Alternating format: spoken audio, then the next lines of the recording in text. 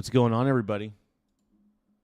It's I, Michael Garza, 4-3. Trifecta.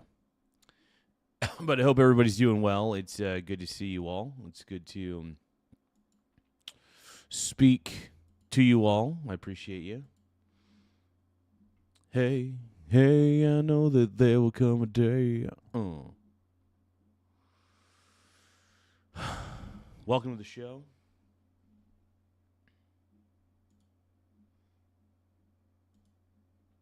Eric Von Eric, what's going on, Brony? We're getting everything squared away.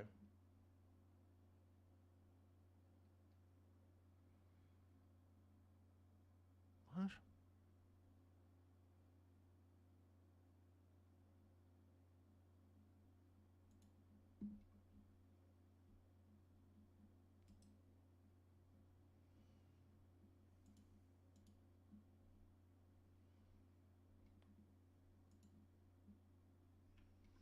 Give me 1 second, you guys. I got to trip something up.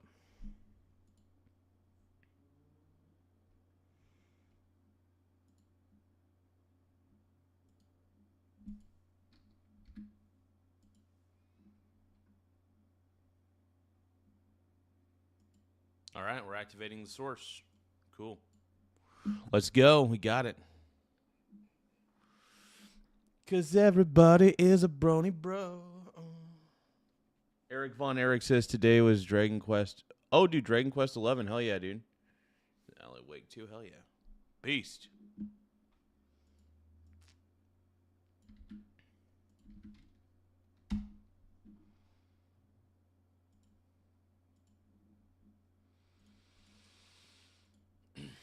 All right, let's get to it.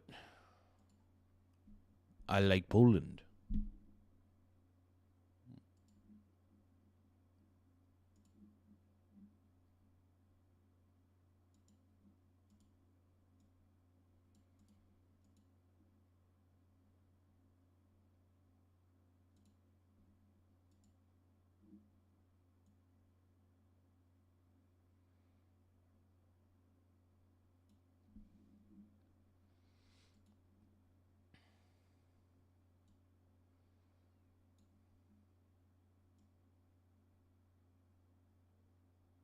There we go. I got to know so many of you.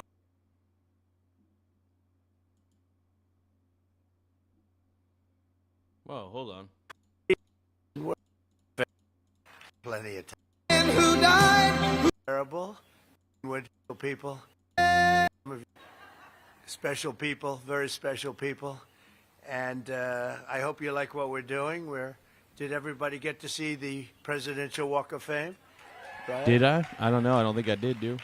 And you have some of your favorite presidents there. Yeah. Some of your least favorite Trump presidents. Daddy. Trump Daddy. Some were good, some were great, some were terrible.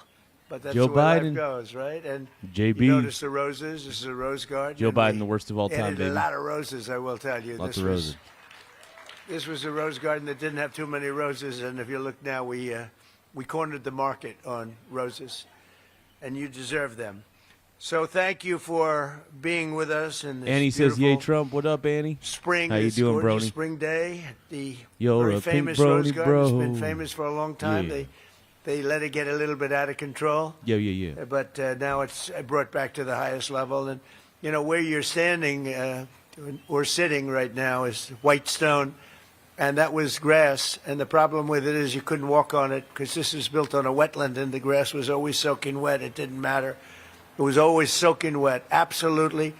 And so when Brooke Rollins would get up and start making a magnificent speech, and she'd be standing in mud, and she'd say, "I ruined my shoes." Her speeches would never be as good as they could have been because she was always concerned about ruining her shoes. But people would come here, women would come with the high heels, and it wasn't a pretty picture. So after about 150 years, we gave up in the grass, so we said, let's build it so we can use it. And now we have lunches here, we have dinners here, and it's nice and it's cool. The white reflects the sun, so you don't, although it does go in my eye right now. Hey, thank you for the bumblebee. 1,250 jewels. Thank you so much, Annie. I appreciate the bumblebee. If anybody wants to send a gift, feel free to do so. More gifts we have, the better. It does help the channel grow. You get an instant shout out too. Anytime we get gifts, we give instant shout outs because we love our audience, and we want to give the love, man. It's really the goal, is just to give as much love as possible on this show and let you guys know I appreciate you, man. I noticed. I didn't anticipate that, but it's a great place. It's a great place, and we do news conferences. We do everything, and right up here, you probably noticed a new black granite, and it's been so well received. People can't even believe it because the stones were all Trump's broken and really in bad disrepair, and it's really become great. And we added the pictures of the presidents from. Make the Rose Garden great again, dude. Make the Rose Garden great again. I love it. George Washington to a guy named Trump, and people really, they've loved it. We call it the Presidential Wall of Fame or Walk of Fame. We say you can. Yeah, dude. Fuck yeah. Is Joe Biden's auto pen on there? Is the auto pen on there? Call it either. Do you like walk or wall? Ready? Walk. Presidential Walk of Fame. Presidential Wall of Fame. Same. That's a. I think calling it the Wall of Fame is, the Walk of Fame sounds pretty dope too. It's tough to say. What do you choose at that point? That's beautiful, though. Same. I would call that a tie. But I want to thank you all for being here. It's amazing. The weekend we celebrate Mother's Day, honoring the women who raised us and all of the wonderful mothers in our lives for millions of American families. Sunday will be filled with love and gratitude and joy. I had a great mother, by the way. And today we're honored to be joined by many strong and truly heroic moms who have stood up for their children, both in life and in a very profound loss. Very, very terrible in many, just terrible loss in many cases. Yeah. And we have a lot of the greatest people on earth. Angel moms, they're with us today. They're great people. They've been through so much, and I got to know so many of you during my first days of running. I got to know you, and I got to love you. But we want to thank you for being here. Mother's Day, it's one of the great days. I always think so fondly of my mother. I had a wonderful mother. Among those with us this afternoon are a number of the angel moms who saw their precious children stolen from them by the open border policies of the radical left. Open borders, I call them stupid borders, not open. I call them stupid borders by stupid people that put them there. And the migrant criminals that let them pour into our country, and absolutely bad things happened. Bad things happened. 25 million people came into our country. Dude, 100%. Like, Trump's right. I mean, dude, under Biden, we had probably one of the worst illegal immigration problems known to man. We all know that the reason that Trump was voted in was not necessarily because people like Trump. They just know he's more effective than Biden and Kamala.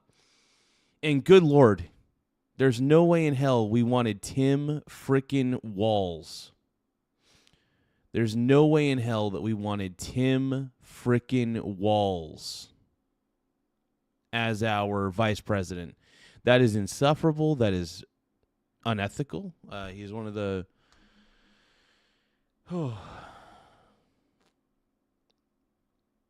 Tim Walz, everybody.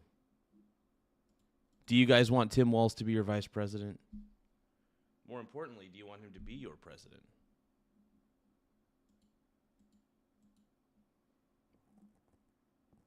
Yeah, Trump doesn't sugarcoat words exactly. That makes him different from everybody else, man.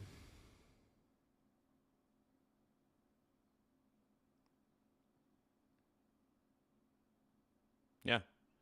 That absolutely makes him 100% different, dude. It makes Trump different than everybody else because he speaks authentically. That's why a lot of people hate him, is because they're not used to hearing people speak authentically. So when they hear a guy like Trump speak authentically, they're just like, well, this doesn't seem right. I'm used to people lying to me and being passive aggressive to me. When they see Trump, it short circuits their brain, I think, because they're not used to seeing authentic people in their lives. They're used to seeing fake, fake, and fake all the time. Many of them were criminals. Many of them were murderers. They allowed them in with their open border policy of stupidity. These incredibly brave and resilient women have turned terrible tragedy into unyielding resolve, becoming advocates so that their mothers do not have to endure the same heartache that they've felt all their lives. They've felt for so long. They've raised the most beautiful child that is taken, and they've spent so many years. In many cases, I see some of you I've known you for years, and others are unfortunately new members of that club. And I say unfortunately, it's a sad thing. Should have never happened. Should have never happened. In their honor, we've rapidly turned the worst and most dangerous border in the history of our country into the strongest border in American history. We have no people come in during the last 11 months. We have zero. Good. Biden let in Nobody even tries anyway. to come up. You know, you used to read about the thousands of people that would pour in and they'd just come up in caravans. I think it was my name. I came up with it. It looked like a caravan. 25, 30,000 people pouring up. They walk through Mexico. They come from all different locations, come from all over the world, actually. But they came in through our southern border, and they'd come up and just let them walk in. Yeah, it was a problem, man. Nobody had any idea who they were. They were murderers. 11,888 murderers. They were allowed Trump to come into our country. Spot on, We've bro. gotten a lot of them Spot out. Many of them murdered more than one person. What a shame. What a disgusting shame. That people can even think that this is okay is pretty incredible. But for the past 12 months, that's been our number. And these numbers are done by people that the numbers, when I say zero, I actually mean zero. It's hard to believe, actually. But they're done by people they tend to be somewhat on the left. So they're not going to give us a fair shake. And they say that, people don't come anymore because they know they're not going to get through. So when they know they're not going to get through, they just don't come. And just on that, we save a lot of lives, because that journey up from Honduras and El Salvador and lots of other countries, or from the Congo, where they drop them there and they walk up and they come through our country. They emptied the prisons of the Congo into the area of the southern border and then told them to just walk in because stupid Americans are going to accept you beautifully. And these were hard, mean, vicious criminals they allowed into our country. How anybody can vote for these people is hard to believe, okay? It's hard to believe. But to a friend of mine, Marianne Mendoza. Marianne, where is Marianne? Where are you, Marianne? I got to know you right from the beginning, right?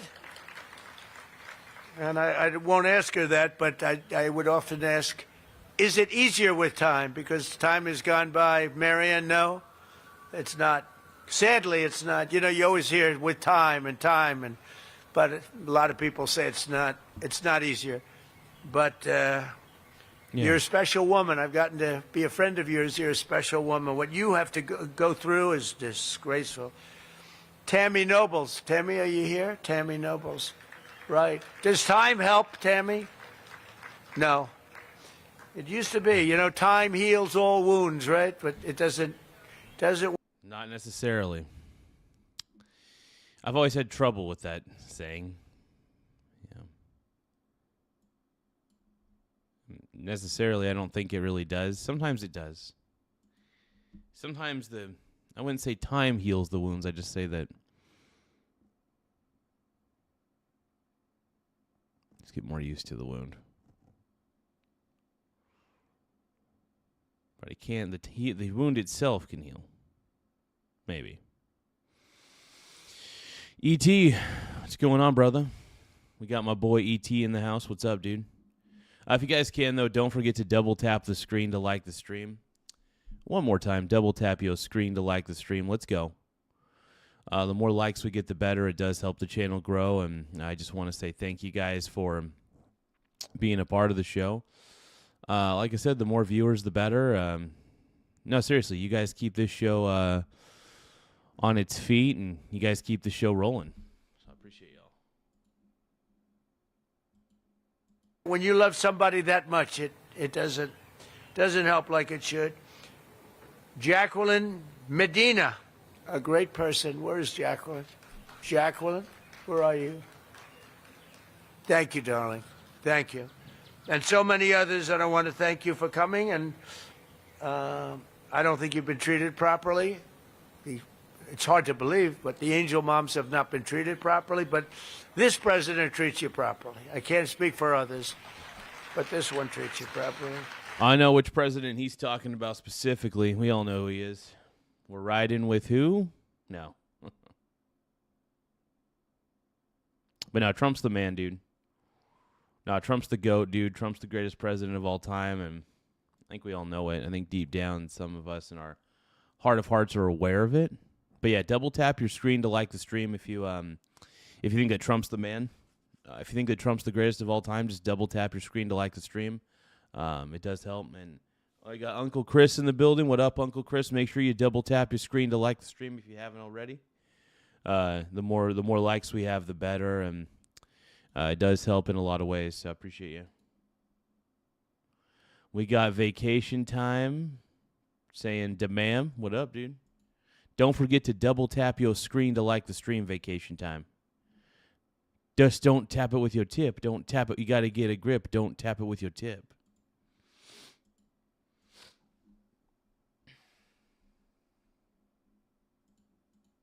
And we love you all, and all I can say is our hearts are out to you on Mother's Day, and you have a good Mother's Day. Go and have a good Mother's Day. In securing our border, we've also made tremendous strides in stopping the flow of illegal drugs into our country. The flood of deadly fentanyl across our border is down by 59%, and the drugs coming in by sea are down by 97%. 97%. And we're trying to figure out who the 3% are, because they are the bravest people on earth. You see how we stop them by sea. You know, for years they'd go and catch the boat, bring them to court, they'd go in, they'd go out. By the time of the evening, they'd be back on another boat, bringing drugs in. So we gave them warning, and we don't do that anymore. We do it much more efficiently. But think of that, down by sea. A lot of them came in, about 50%. It's down 97. Now we've started a very strong. The sea was more difficult, and now we've started land, and you'll see it coming down. It's come down a lot, but you'll see it coming down. And they come through Mexico for the most part. Trump is putting the numbers out, dude. He's putting out the statistics. That's the one thing that the liberals don't seem to like, is statistics that go against their favor. And these are statistics that go against their favor because this is what Democrats allowed. This is what happens when Democrats run the show. They don't run the show at all properly. In fact, if anything, I would say they mismanage the show. One of the reasons why I can't stand having a Democrat governor here in Oregon. Tina Kotek's a Democrat through and through. Kate Brown was a Democrat. They're all just so terrible. And then if you look at like the mayor of Seattle, don't even get me started on her. Don't even get me started on her. She's awful. Like these people who claim to be socialists don't understand economics at all. If they understood economics, they wouldn't be socialists. That's the point I'm trying to make. But yeah, you guys know I'm right. I think most people would say that they are aware that I'm right in this instance. I hope. I'd like to believe that people have an inkling of who's right and who's wrong on this debate.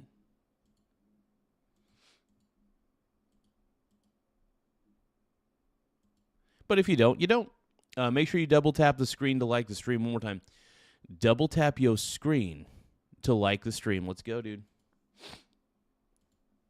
We have a problem because the cartels rule Mexico, and nobody else. The cartels, they just rule it. And, we lose 200,000 people a year through this poison that pours into our country. So we have the sea done, meaning the ocean, waterways, pretty much done, 97%, and we're going to have the land done very soon. I want to thank the brave moms fighting the epidemic of drug addiction here, and this afternoon, including Ann Funder. Ann, you here someplace? Ann Funder does a great job. Wow, good.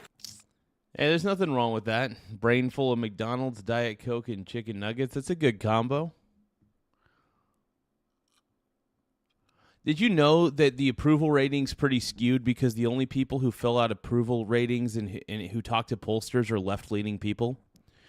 You do realize that the reason that the polls are against Trump is because people who typically take polls typically hate Trump.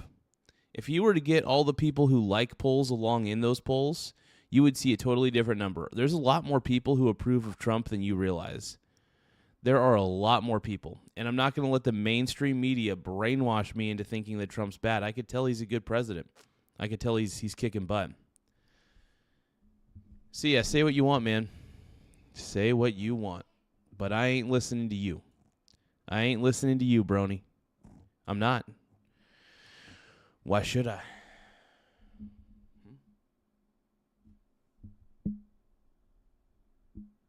You tell me. Left-leaning people tend not always to be educated, by the way. And the only reason left-leaning people believe in left-wing politics is because they got indoctrinated in their stupid colleges. A lot of the degrees that people come out of college with are absolutely useless. If you have a liberal arts degree, you're a fool. I'm sorry, you're a fool. I believe that. I think it's my opinion.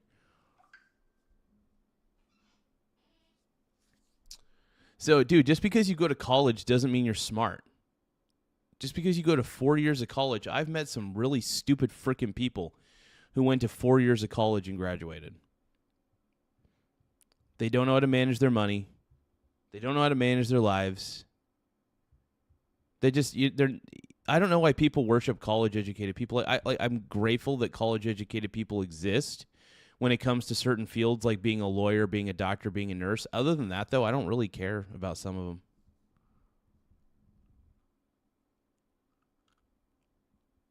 You're right, because I'm an autodidact? No. I'm an autodidact, if I remember the term right. It's where you're basically a self-learner. Dude, I have read more books that have given me more skills than you could ever imagine. You want to know why? Because I do read. I just didn't need to go to college to be a learner. I'm not going to waste my time going to college. I didn't want to. It was expensive. It was ridiculous. And, no. Is it didactic? Autodidact? I think I'm an autodidact is what it's called, where I'm a self-learner. I never needed to go to school to get educated. I graduated high school, and I called it good, basically. But,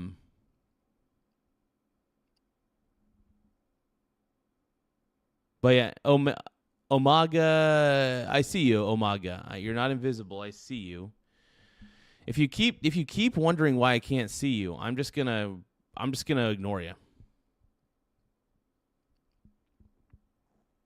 Yeah, you don't need to go to college to be rich. I mean, honestly, I've been able to make quite a bit of money doing what I do, and I'm completely self-employed at this point. So, I don't know. Who knows?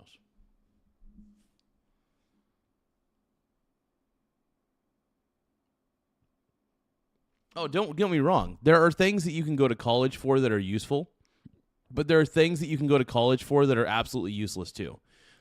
What vacation time mentioned, those are actually very important things that you do.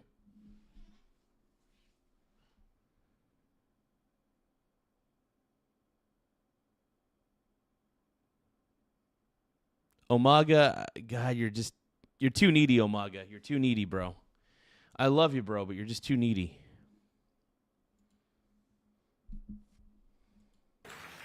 That's a great job you do, Ann. Stephanie Rowe. Stephanie, thank you. Thank you, Stephanie. Thank you. Behind the cameras there, Stephanie. Thank you very much. And a friend of mine, Jackie Siegel, who's a great mom, great mother. Thank you, Jackie. I've known her for a long time. She looks better now than she did 20 years ago, right? Thank you very much, Jackie.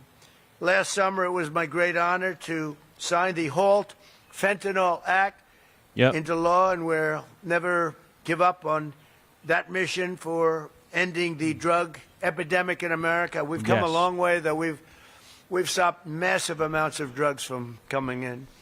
This afternoon, when you watch those videos of those people on the streets, the fentanyl zombies, it's disturbing. It is extremely disturbing. And I'm afraid. I'm afraid of America becoming like that. I don't want that. It's terrible. We're also joined by some of the most extraordinary mothers our nation has ever produced, our cherished Gold Star moms. These are Gold Star moms. These mothers raised up children so selfless and so devoted that they volunteered to wear the uniform of our nation and laid down their lives for all of us. One of those mothers is Janice Chance. Janice? Where's Janice? Thank you. Thank you, Janice. Hi, you look great. That's a beautiful hat. Thank you, Janice. Who lost her son, Marine Captain Jesse Melton, and I heard he was an outstanding. They give me lists and they tell me about people. You know, they said that Jesse was outstanding, Janice. They have the word outstanding. Thank you for being here. Just before he went to Afghanistan in 2008, Jesse told his mother, "Mom, I want to go change the world and make it an even better place. I want to make it a better place, Mom." Just before his 30th birthday, even though he had the day off, Jesse volunteered to take the place of a fellow Marine, and that of his brother-in-arms could be present for the birth of a daughter. That day, Jesse gave his life for our country. Jesse was struck down that day by helping somebody else. And Janice, I want to say America is a strong and free nation today because of people like your great son, and we want to thank you for being here. Thank you very much.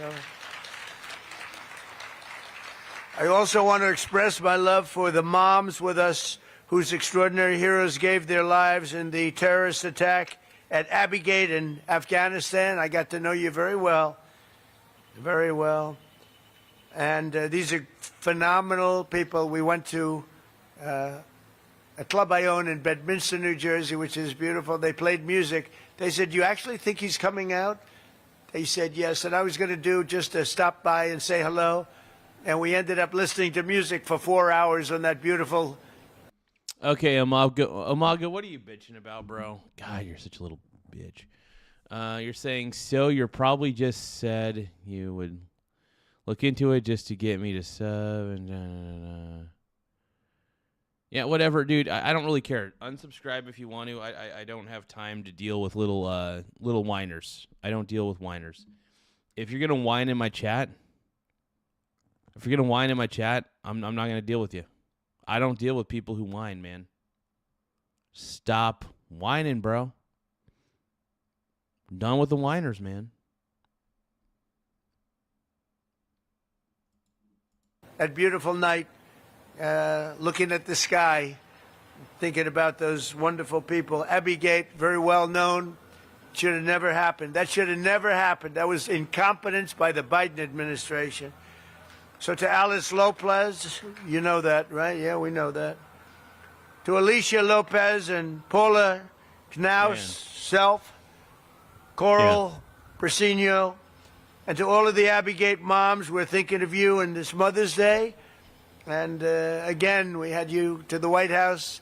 We had you to, I was over at a very beautiful cemetery, as beautiful as they can be, but, you know, it's a sad occasion. We went over and we paid our respects, but we lost great people that day. We shouldn't have lost any people that day. Gross incompetence. This Mother's Day, we're thinking of all of those incredible moms, and we're doing everything in our power to support them. No, I love what Trump is doing, man. I think that Trump's on the right side of history. You know, he is, whether people want to admit it or not, he is one of the greatest presidents of all time. I know it's tough for people. It's a tough pill for people to swallow, but, you know, he actually is a really good president, you know, whether you like to admit it or not, but whatever.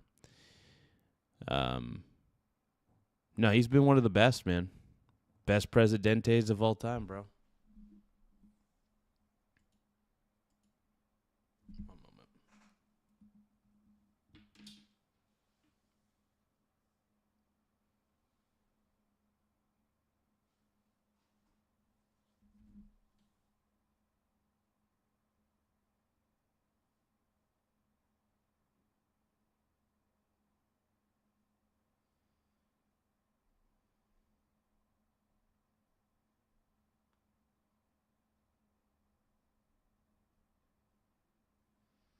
Give me a moment. Checking something.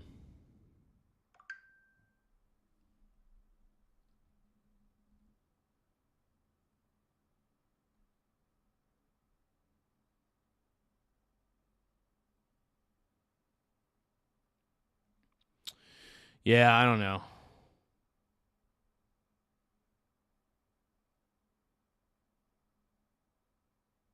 Umaga, what the frick is your problem, bro? You're the bully. You're a passive aggressive bully. What are you doing, dude? So sick of you, dude.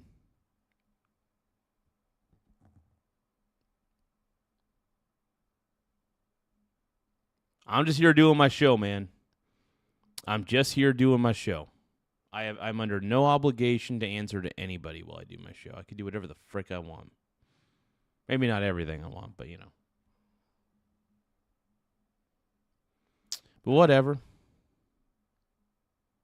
Whatever.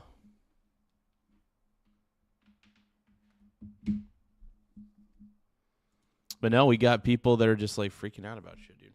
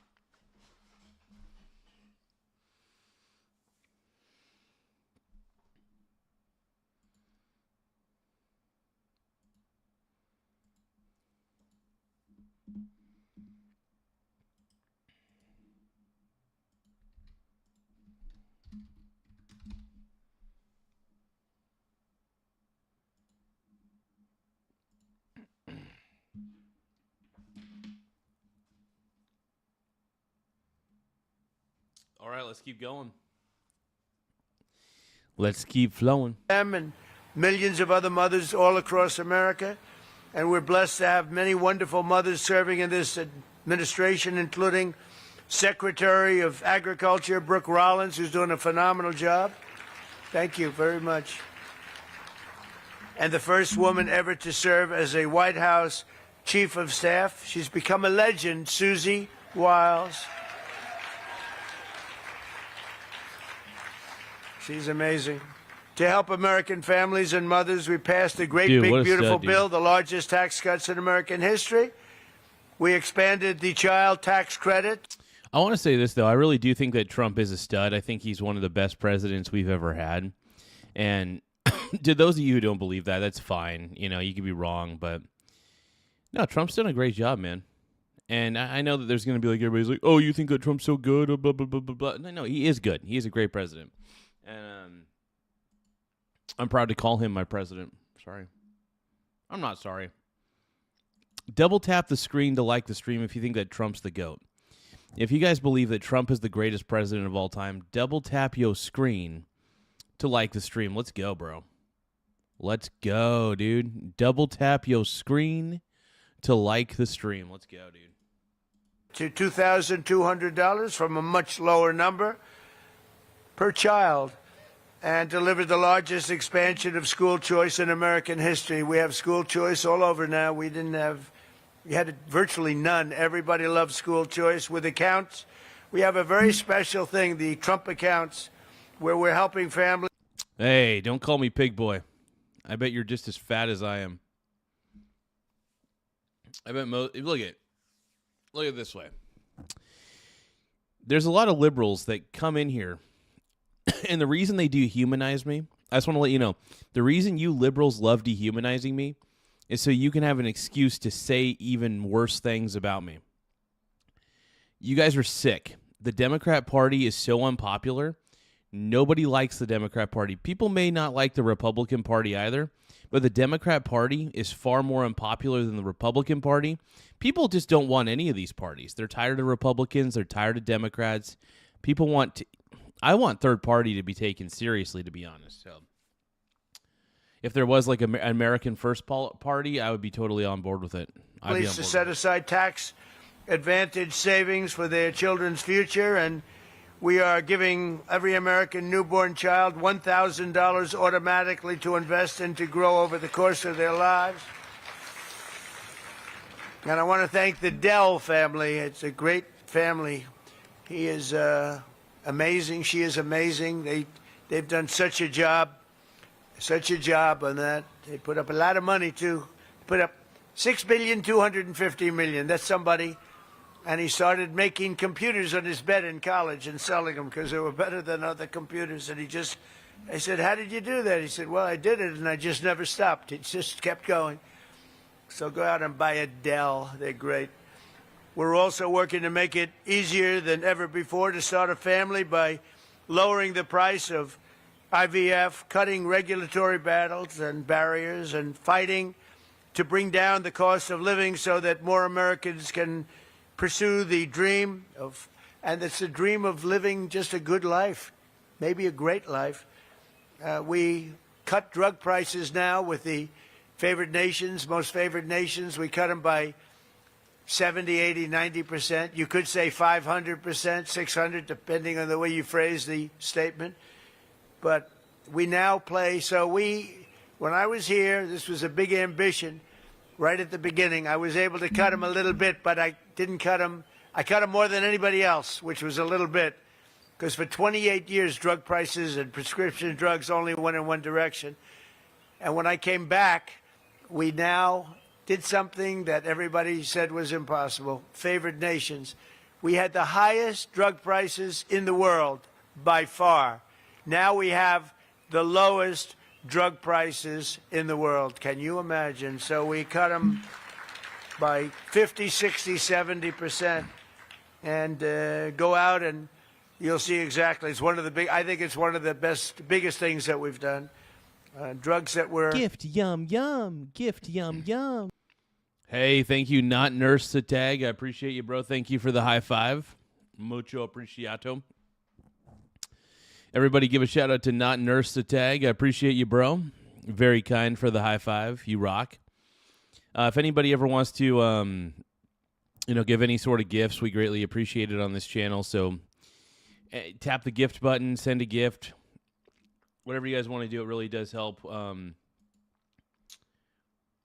So anything helps is really what I'm saying. So I'm always grateful for anything you guys choose to send. I really am.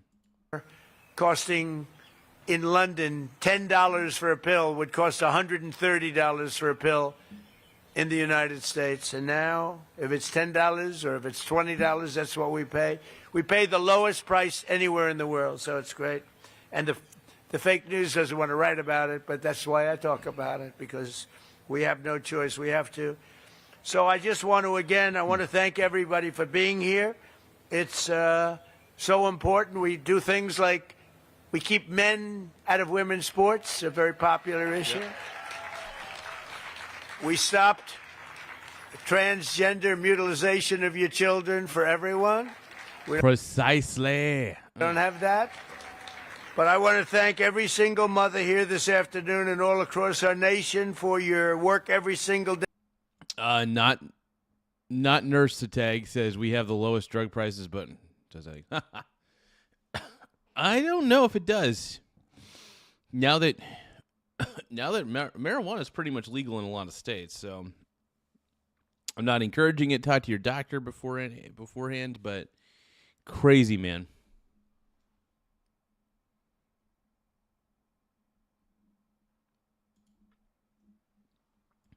Everything was more expensive under Biden. What's your point? Dude, everything was just as expensive under Joe Biden. Are you kidding me? And if anything, Joe Biden was when it started getting worse. Dude, Donald Trump has been trying to clean up the mess that Joe Biden left behind. Seriously. Trump is trying to clean up the mess that Joe Biden left behind.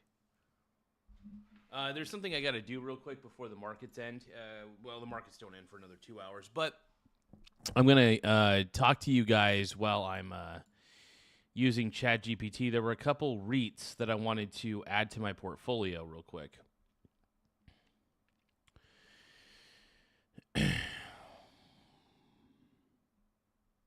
Guys, let to give me a second, though.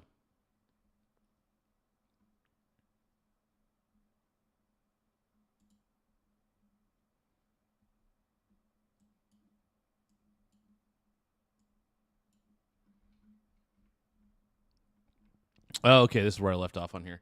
So let's see. Which ones do I got? And by the way, none of this is financial advice, not financial advice, just for educational entertainment purposes only. Interesting. So IVR, ORC, got that.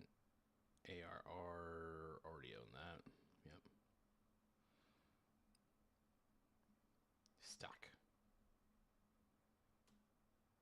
Stockham Capital, that's one I own. Refi. Atlantic, how much is that one? I got that one already, yeah. Let's see, Cherry Hill. I think Cherry Hill's one I already have. I'm pretty much just racking up on as many REITs as I can. Yeah, Cherry Hill Investment, got that one. Let's see. Sons Real Estate Finance.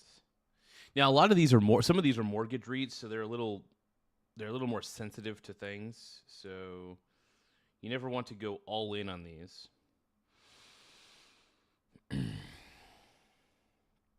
I think I have MFA already. MFA, do I? Yes, I do. Yep, MFA. PMT is another one that I got into.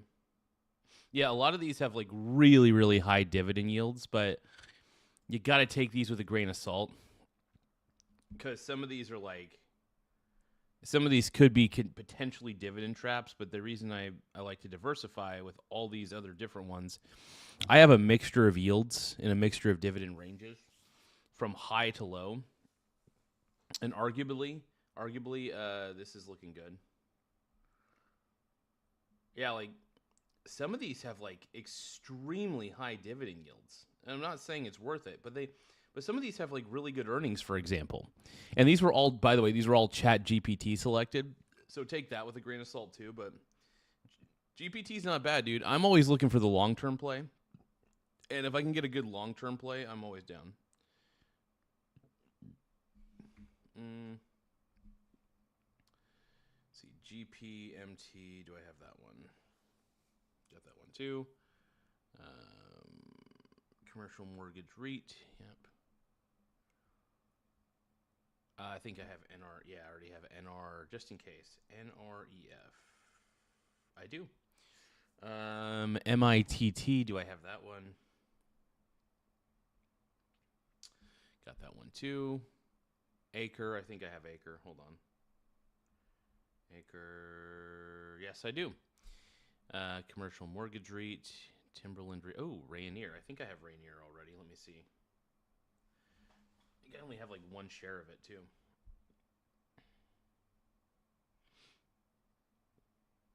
How safe is it though?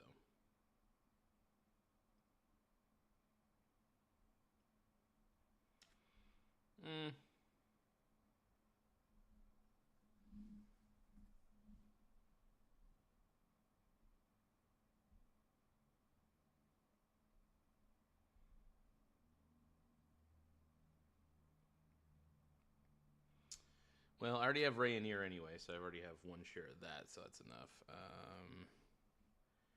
TRTX. Got that one.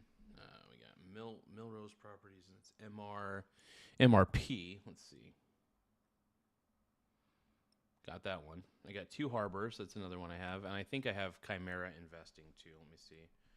CIM. So I'm actually just looking through some various investments and stuff like that, just adding a few more REITs to my portfolio because I'm really, at the end of the day, very much a REIT chaser.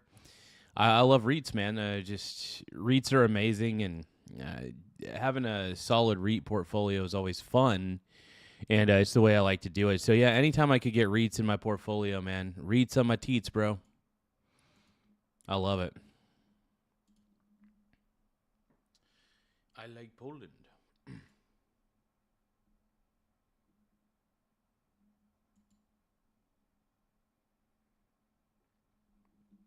So I'm almost done adding the rest of these to my portfolio.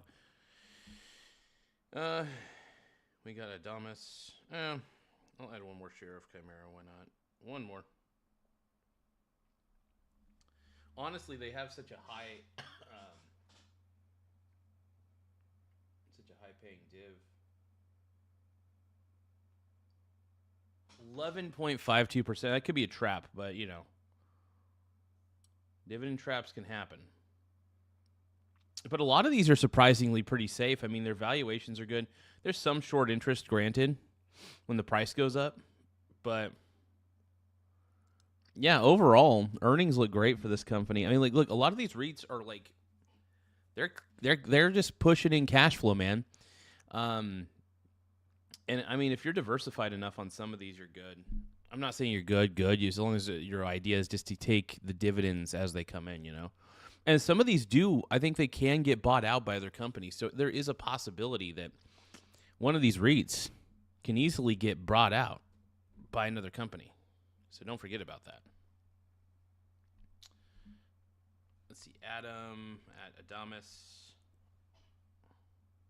Oh, hold on.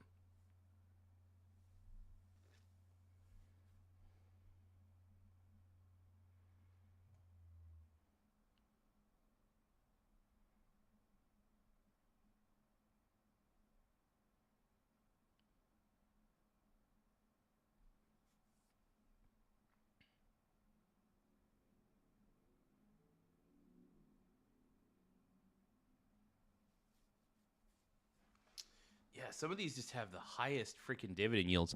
It's kind of it's attractive to me in the sense that they're REITs, and I love how they're able to distribute so many of these dividends to their shareholders. I love it.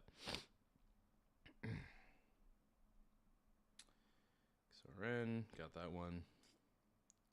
Basically, I'm creating an entire index of REITs on my own. I also like the fact that I don't have to pay an expense ratio to gather all these. I just add them to my books. Um, yeah, I love adding these to my portfolio though. They're great. And it's also a nice little. I love the dividend income though. I'm a huge fan of dividend income, and it's just something I believe in. It's how I operate, man.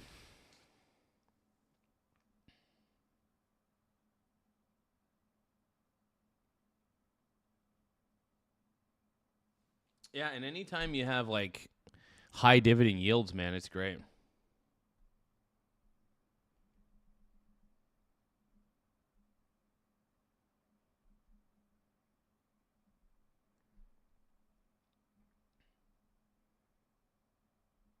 Wait, I only own 2 shares of this one. What the hell? I own 2 more. Hold on. That's a hell of a yield. Yeah, some of these yields are just too much to ignore. Too good to ignore. And like I said, I love the income during tough times. During tough economic times, the income from the REITs, the cash flow that you get from these REITs is incredible. Do some of them drop off in price a little bit from time to time, depending on how the market's doing? Sure. But other than that, man, some of these companies are insane. This one's AGNCM. Oh, these are the preferred shares. So this is AGNCM.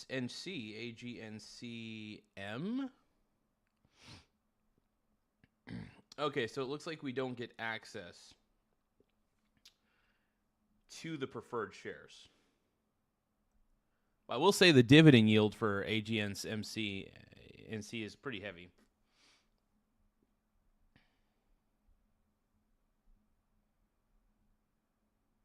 I think AGNC is a monthly one too. Let me see. Yeah, it's monthly. But yeah, so I'm a huge proponent. You guys know me. I'm a huge proponent of diversification. So I'm not going to go all in on one high-yielding dividend stock. I'm going to go in on the best high-yielding dividend stocks that I could find. And I'm going to create an index out of those personally. It's just kind of the way I do it. Well, if you want to know what tough economic times would be, like if, things were getting a little more crazy, like even way more expensive, And look, tough economic times are going to happen. You got to brace yourself.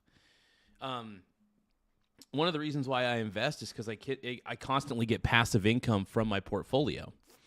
I do see dividends as a passive income vessel. It is one of my philosophies, straight up. Do I get taxed on them? Sure. Do I give a crap? Not really. We got BHR, MPT. I think I got MPT as well.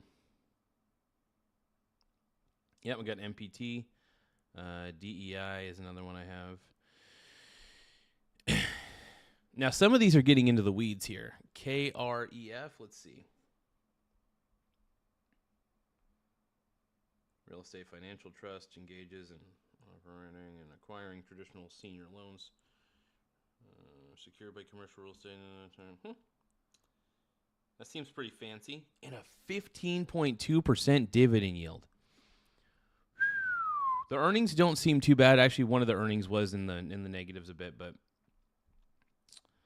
it looks like they got enough liquidity, enough capital for now. Still a little risky, but I'll buy 3 shares of it. Why not?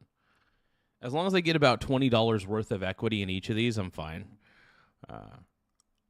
These all seem pretty well established, and that's the best part about it is they're all well established and they all pay a dividend. So if they pay a fat dividend, I'm fine. I'm in.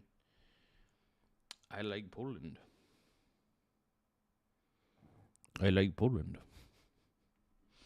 Okay, let's see here. And then we got MDV. Let's take a look-see. This is the part of the show where we just go crazy and look at stocks. Motive Industrial. It's got an okay dividend yield. It seems like a pretty safe bet. Yeah, I'll buy it. I'm just buying like 1 or 2 shares at a time depending on what the price point is. Sometimes 3 if it's like a really, really low price. Because I'm trying to have at least $20 minimum equity in all these. Let's see, Motive Industrial, BRT Apartments. Let's see.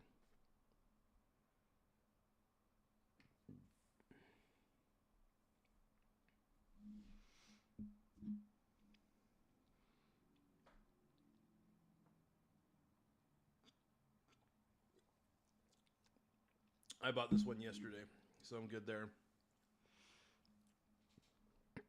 Yeah, I love these higher yielding stocks, though, man. Now, I'm basically creating I'm creating my own personal REIT index, is what I'm doing. Franklin Street Properties, dude. They got a 7.16% dividend yield, but dude, they're like in penny stock territory, dude. Yikes.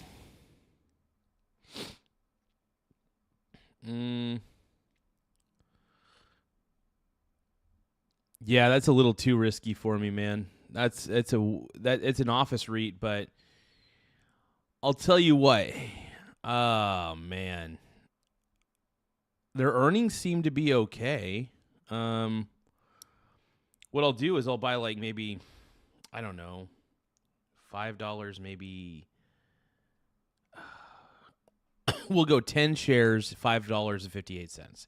Because this is literally 55 cents per share. So you're taking a huge risk if you put too much equity into this.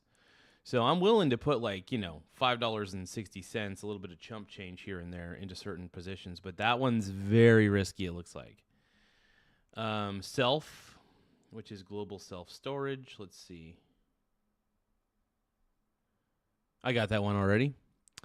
I only own one share of this one, though. When did I buy this? Oh, I bought this a while ago. It's got a decent dividend yield. Yeah, I'll buy a couple more shares. Self-storage, I like that. Now we're really getting into the weeds. ELME. Let's take a look here.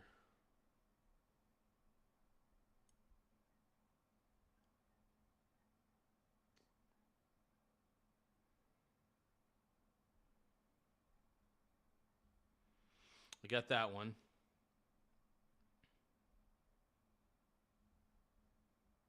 City Centers.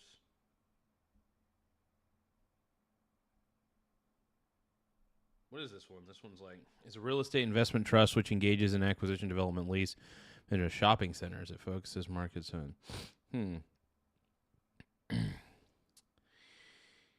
Ooh. I don't even know what their current yield is. Since I'm a little sketched out by this company, I'm only going to buy like just 2 shares. It'll only equate to about $10 in equity.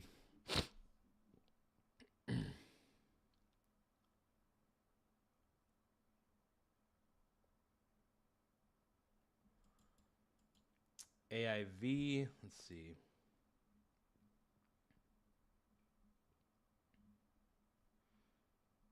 That's not bad. Price over earnings ratio is a little insane. Well,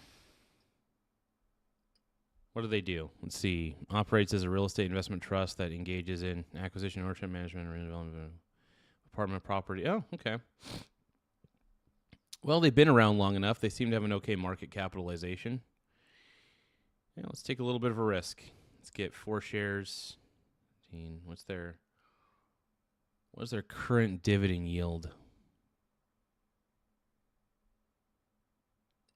Probably a little too high to even count. Let's see, and then NLOP. Let's see.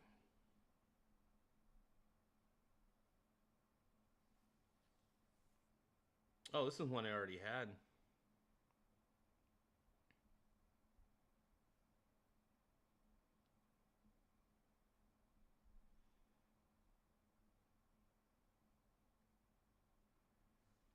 I guess I could buy 1 share of this. What's the dividend yield? Doesn't even say. Yeah, some of these are slop, I'll admit it, and they probably don't even belong in my portfolio, but sometimes it's good to have a little bit of risk in the portfolio, nothing crazy. Did the trolls leave? I'm not sure. ET, I love Intel, and I already have my Intel position, but I'm grateful that Intel's gone up so much. It's been amazing. I also have a lot of S&P 500 ETFs. I also have a lot of ETFs that have Intel in them, so I have exposure to Intel in a lot of ways. So yeah, I got exposure to Intel in quite a few ways. So I'm I'm not struggling there. I'll tell you that. Not struggling Not struggling in the slightest, man. Okay, let's watch something else here. Okay, I was able to get all the REITs that I wanted to get. Well, actually, now that I think about it, so I got most of the REITs I wanted. So Ladder, I got Apollo, EFCDX.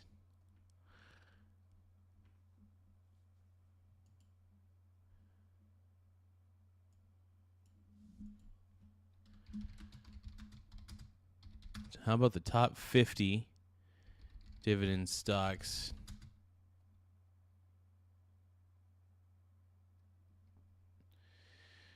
Overall. 5%. How about that 6% or greater yield? Or greater yield. Because I love the payouts, man. That's the one thing I love about having a dividend portfolio.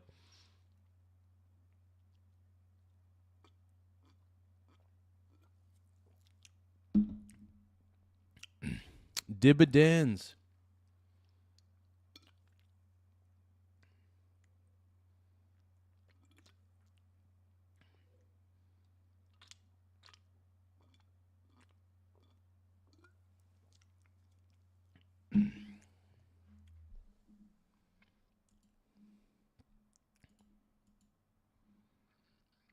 Dividends. Dividends.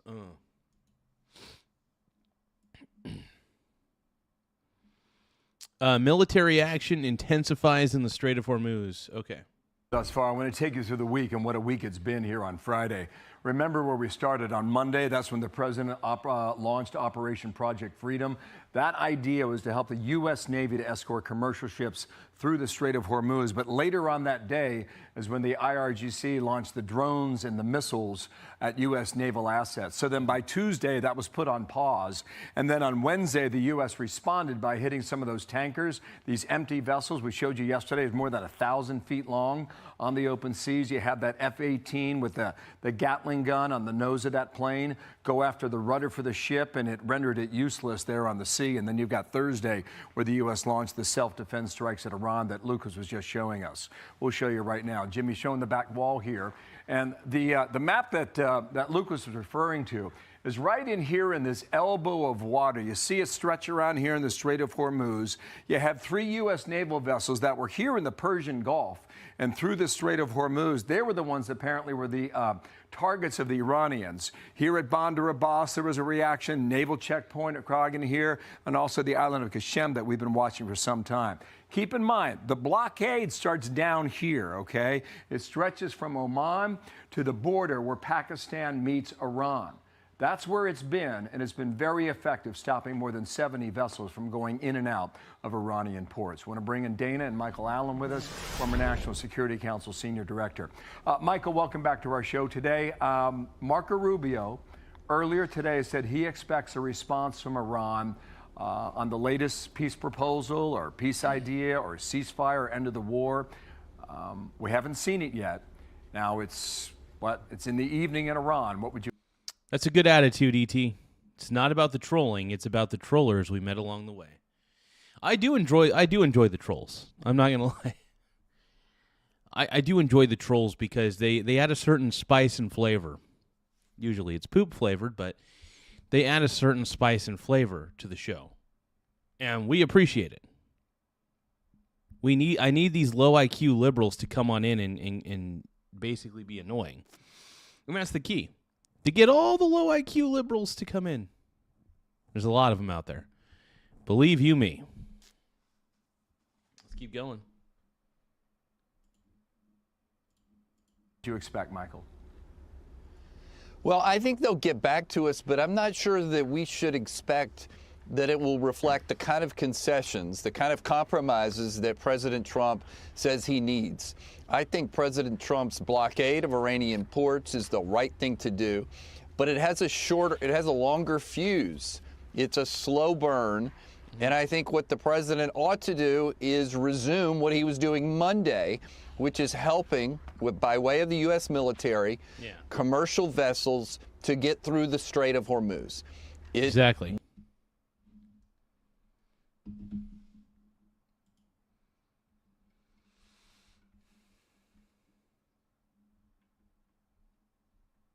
Give me one moment. Give me one moment. I just realized that there are more dividend stocks that I need to add to my portfolio. Give me a second, you guys. Hold on. So this is not financial advice. So seat Congra Brands. Let's see. This is an interesting one. Let's see. 25%.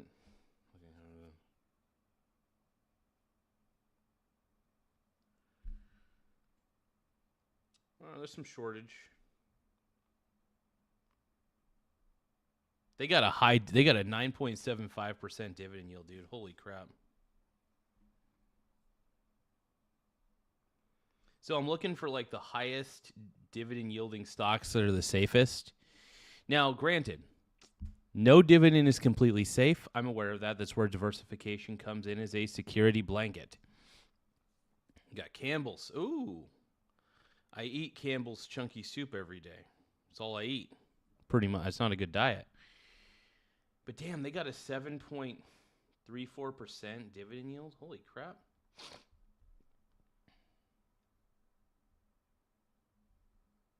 Campbell's has gone down quite a bit.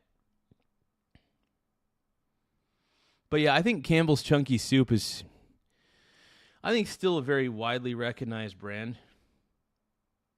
So nearly half of Campbell's sales come from the snack aisle, which tends to grow faster and should offset more muted prospects of the mature soup category. Yeah, they have a wide product pipeline, man. I wouldn't say it's going to go to the moon, but honestly, with a sweet dividend yield like that, I think Campbell's Chunky Soup deserves. I thought I had Campbell's in my portfolio already, to be honest, and I'm a little bit shocked I didn't. That's actually insane. Okay, so I'm adding Campbell's Chunky Soup, not financial advice, by the way. Keep that in mind. Always talk to a financial advisor. This is just for educational and entertainment purposes only. Okay, I already have Kraft Foods. That's right. Oh, Kraft Foods went down, bro. Damn. It's still a pretty steady company.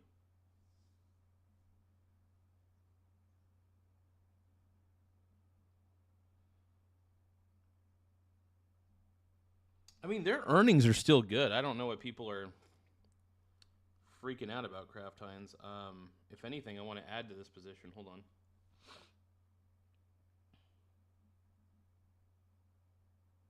They got a high dividend yield.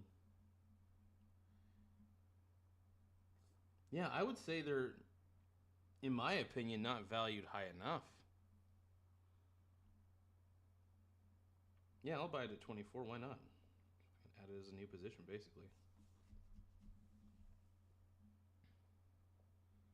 As long as they can continue to pay the dividend, that's all I really care about. We got General Mills. That's a good one.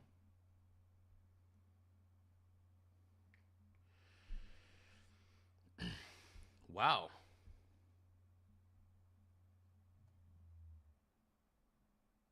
Dude, I don't know what's happened to the cereal company, man, but they're down quite a bit too. They're still a pretty safe investment, it looks like. Yeah, they got the cash flow. I don't understand why there would even be remote short interest. Yeah, I would say General Mills is a steal of a deal as far as dividend stocks are concerned. Yeah, I'm adding General Mills to the deal. HP. Do I still have HP on my books? HPQ. Yes, I do. Oh, they're actually down a little bit more than expected. What is that? I own an HP computer. I know that they're a great company, man. Well, I wouldn't say that.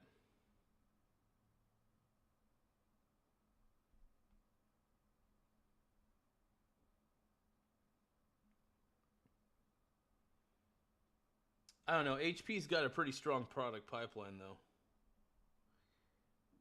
They're still a pretty big company. They got, Honestly, that's not a bad deal for HP. I'm going to add HP to I'm going to add HP to the list. That's too good of an opportunity to pass up. UPS, what's UPS looking like? They might be too high for per share though. Oh, only $100 per share. Okay, they probably went through a stock split or something. So current dividend. Well, I need to know their dividend more so. Wow, they have a 6.55% dividend yield? Wow. They've been down the wow, UPS has been down the last 5 years? Holy smokes, man.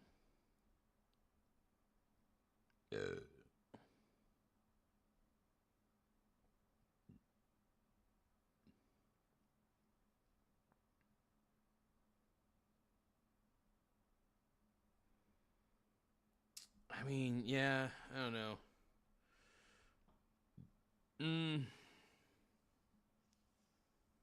I don't know. That's a tough one. Should I add UPS to the mix? No, I'm good for now. I mean, that's a pretty good dividend yield, though. Holy crap, man.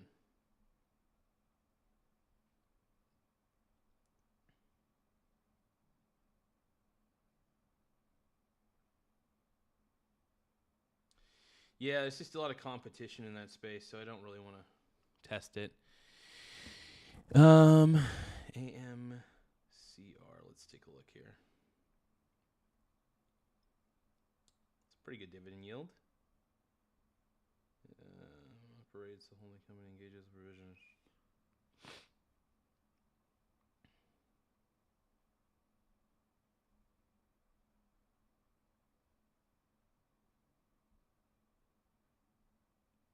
Well, it seems to be a buy. They have... Yeah, some of these companies are fabulous, dude. Holy smokes, man.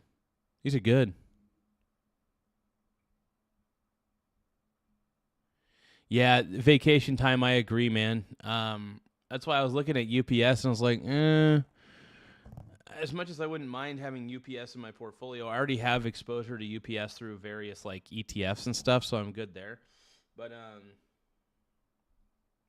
yeah, I think I'll pass on that one. Amcor PLC, the holding company. Yeah, this is they've been a pretty big one for a while. They got a good dividend. Amcor. Yeah, I mean they're low enough share price. Fuck it. Yeah, I'm really beefing up my dividend portfolio right now, just quite a bit. Just trying to see what I could add.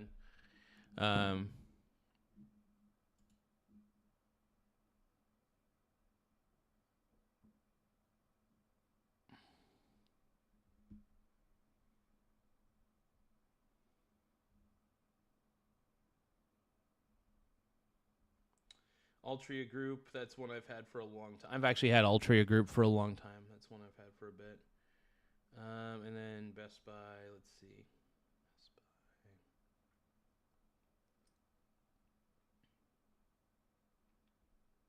Dude, Best Buy is down.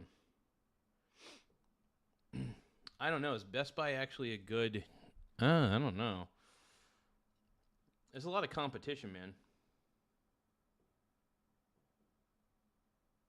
And that's the thing. When you have to compete with places like Target, places like Walmart, it's like, I don't know. Is Best Buy still worth it, though? I mean, they got a high-yielding dividend. That's for sure.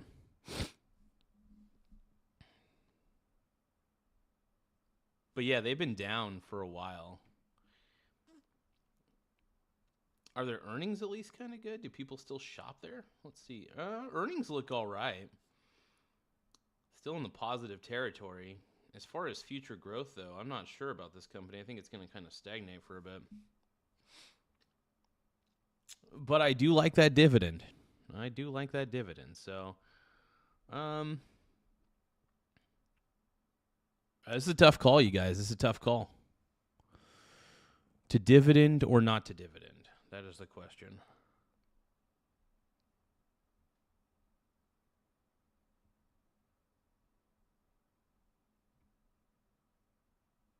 Yeah, I'll add it. Why not?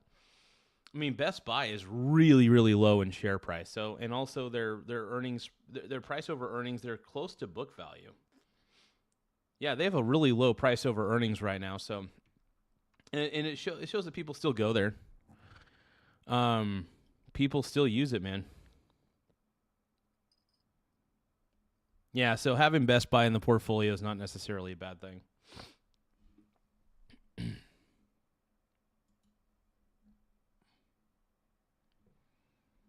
Let's see, VZ.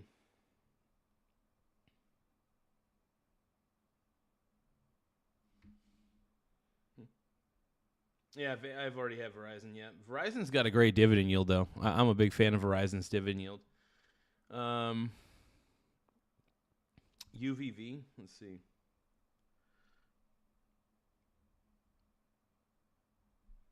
Universal Holding, Universal Corp is their business to business, agriculture product supplier, consumer product.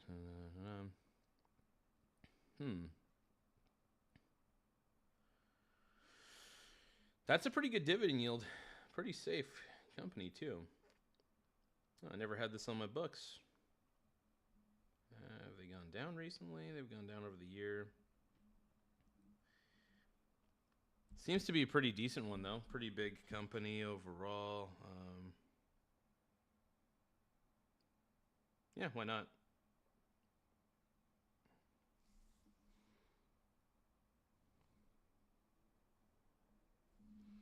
Then we got VC Properties. That's a good one. We already have that one. Gaming and Leisure Properties got that one, too.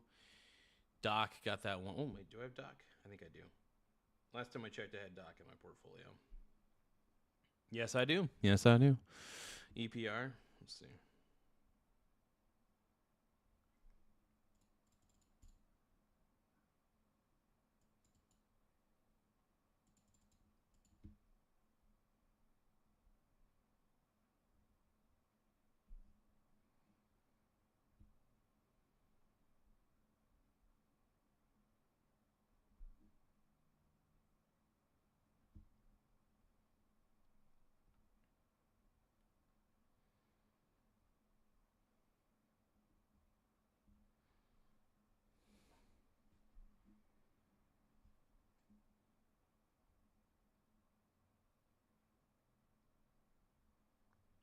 No, why? Yeah, that one. Yeah, so a lot of these already have a lot of these dividend stocks that it's listing now. It's AGNC, DX. Oh, wait, I think I have DX. Hold on. I'm pretty sure I do. Yep, DX. Highwood Properties got that. Innovative Industrial Pro EFC. Ellington Financial.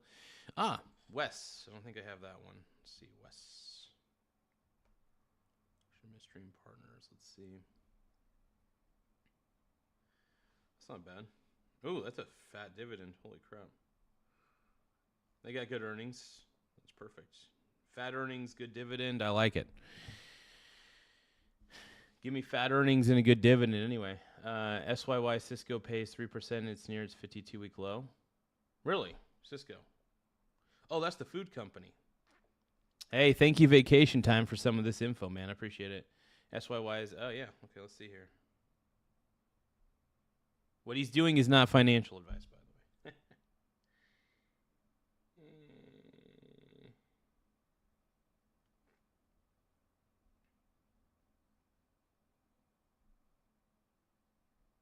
See, that's the thing, though. I'm looking for higher yields, though. Granted, it's probably got a good dividend growth. Let's see how far low this is, though. I don't know. It's too low of a dividend and not too low of a dividend yield and not enough growth.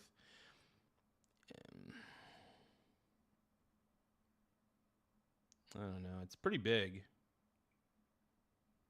It is a pretty big company overall, true. Well,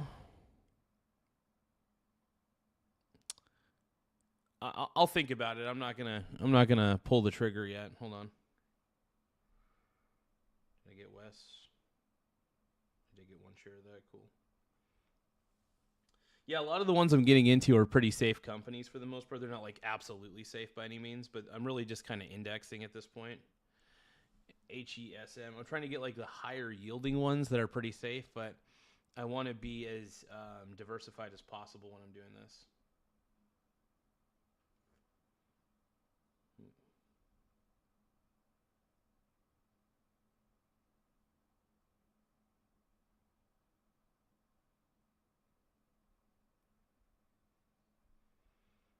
Yeah, a lot of this is just being held for dividend purposes. I mean, that's a high yield, man.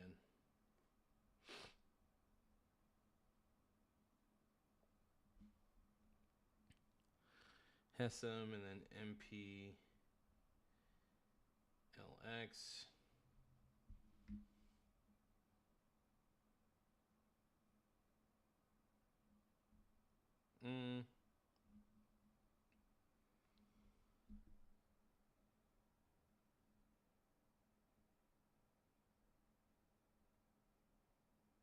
Oh, you gotta avoid these K1s. I gotta avoid the K1 ones though. Hold on. This is K1. Avoid it.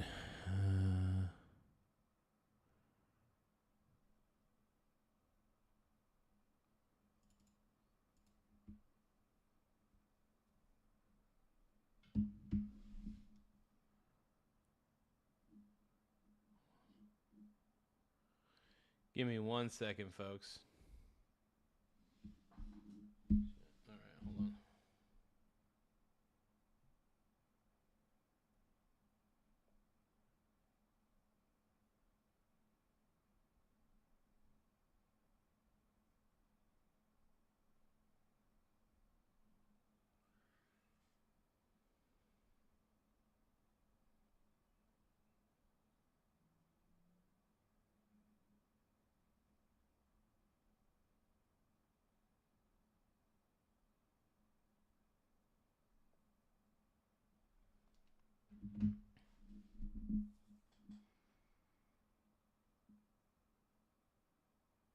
Hey, congratulations, soldiers. Just keep kicking butt, all right, brother? Keep kicking butt, man.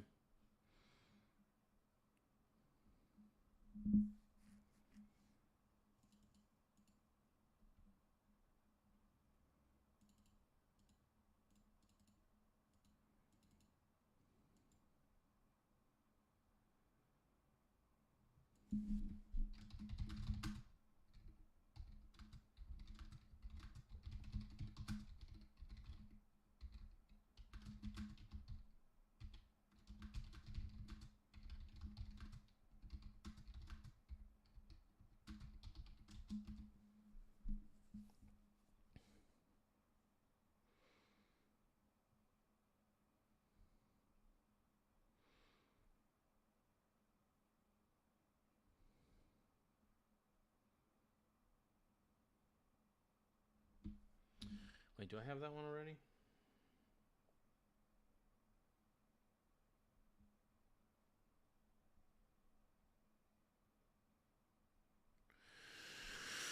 Okay, and then we got ARCC. Aries Capital. Yeah, I already got that one.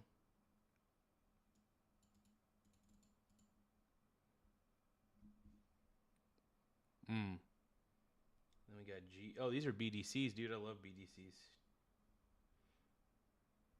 Golem Capital. Yeah, that's not bad.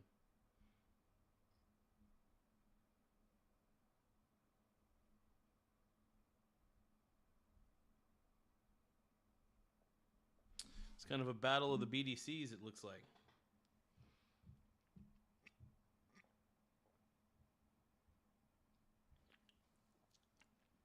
Interesting. Give me a moment. Give me a moment, please. FSK. Interesting. FSK. Got it.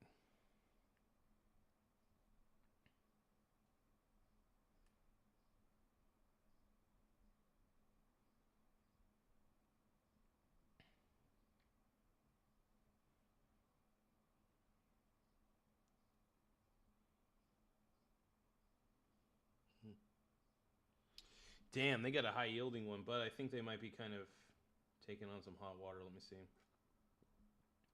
It's definitely a lot of short interest, not as much as I thought, though. Only like 5% short interest. That's not bad. High dividend yield, though. Yeah, I'll let a couple shares. Like I said, as long as I'm diversified, I'll take on a little bit of risk. Why not? Share price might go a little bit wonky here and there, but that's okay. I'm not going to be hawking. This is why you create an index. Spread out your risk. Don't put all your eggs in one basket. Not financial advice.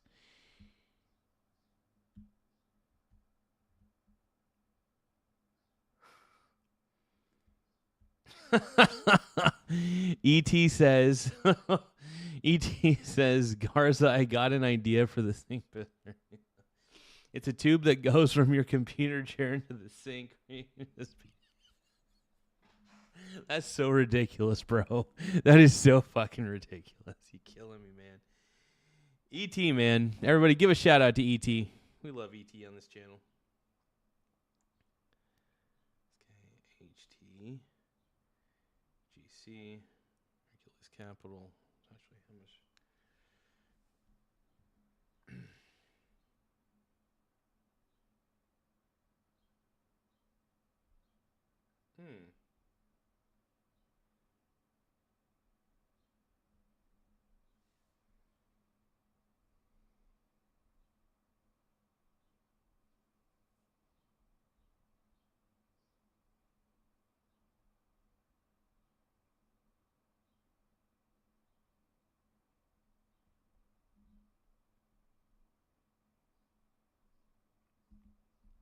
That's interesting. So 6th Street Specialty Lending.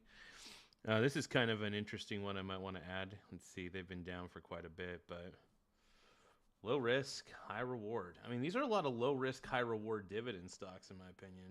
Granted, they could go any direction at any time, but their price over earnings are good. I mean, their earnings in general look pretty solid, and yeah. God, best thing you could do is buy the lending companies, man. It's not the safest thing in the world, but you got to buy the lending companies, bro. That's not financial advice, by the way. Just to let you know, not financial advice. It's not financial either. TSLX, and we got TRIN.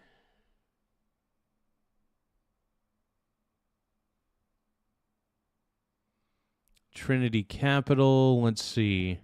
You guys have to give me a moment real quick.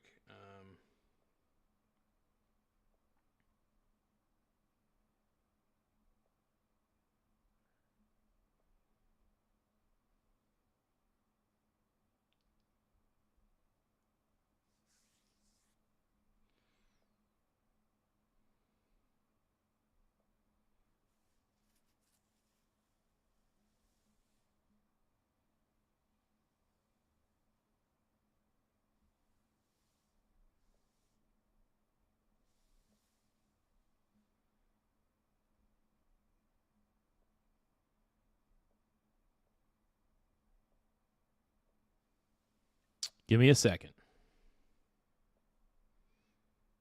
Just one more moment, yeah. We got Ty Lord in the house. How you doing, Brono? Brony?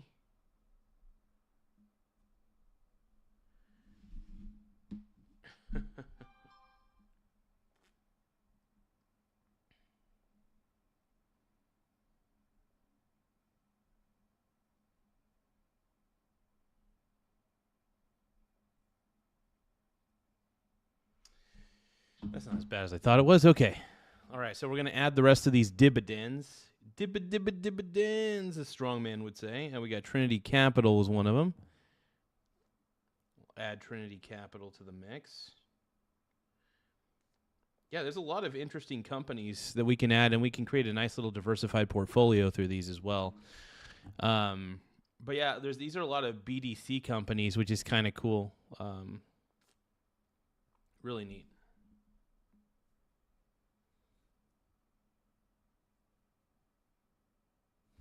Hold on.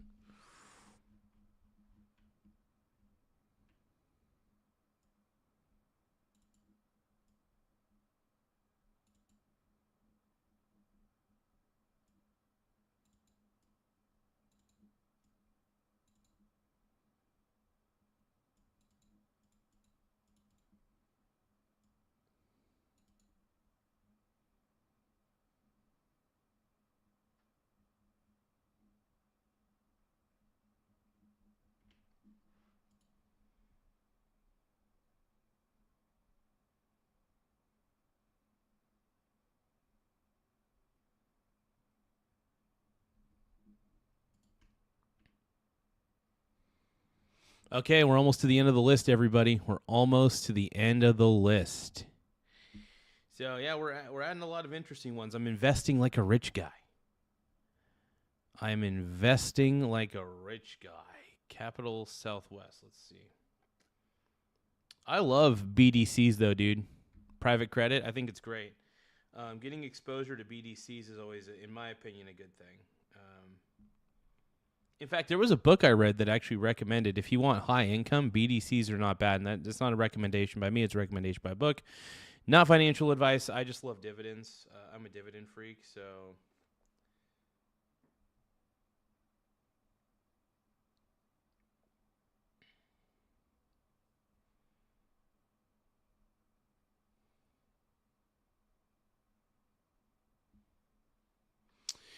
KSWC. We got OBDC, Blue Owl Capital Corporation. Cool. My God, a lot of these. This is why BDCs can be really great because they can be a little risky, but the dividends that you can get, like 12.99%, dude, that's insane. Like that's just wild to me, man. It's good. It's amazing. A little wild, man, but this is why I diversify, man, because I don't want to put all my eggs in one basket. I don't get tempted by every single dividend yield that comes my way, you know.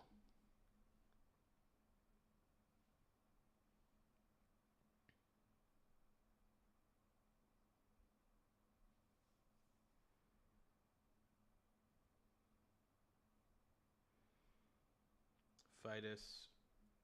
I think Fidus is yet another BDC. Damn, dude. So business to, wow.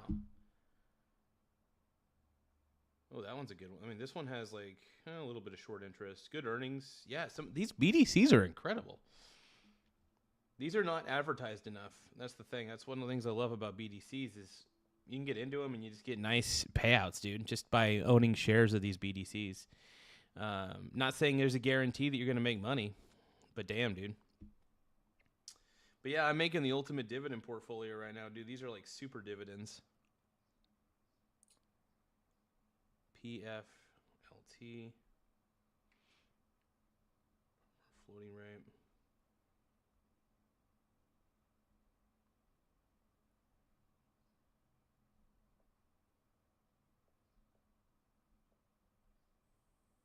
Yeah, some of these just got the... Dude, these are amazing. These BDCs are crazy, dude. I love them. I'm jacked. I'm jacked to the tits. Oh, I'm jacked. I'm jacked to the tits. Do you feel it? No.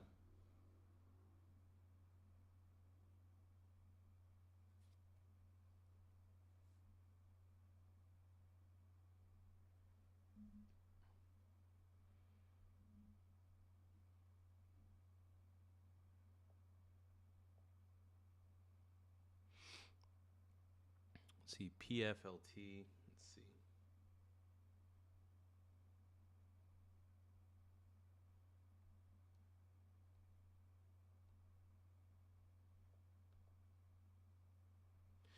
Yep, there we go. Then we got Gladstone Capital, which wait, do I have BBDC? Yep. GLAD.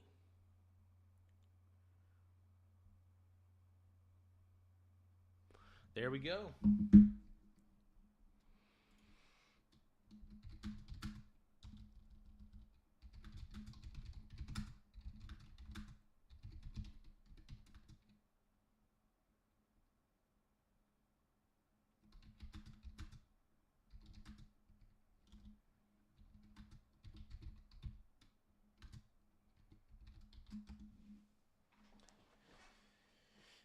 All right, so we're going to expand our reach a little bit. We're going to go 51 through 100. And we're going to kick butt, dude.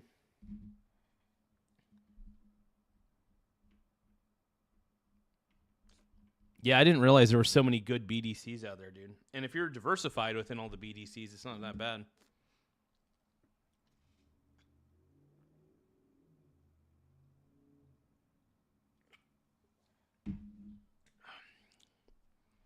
I'm acting like the bank.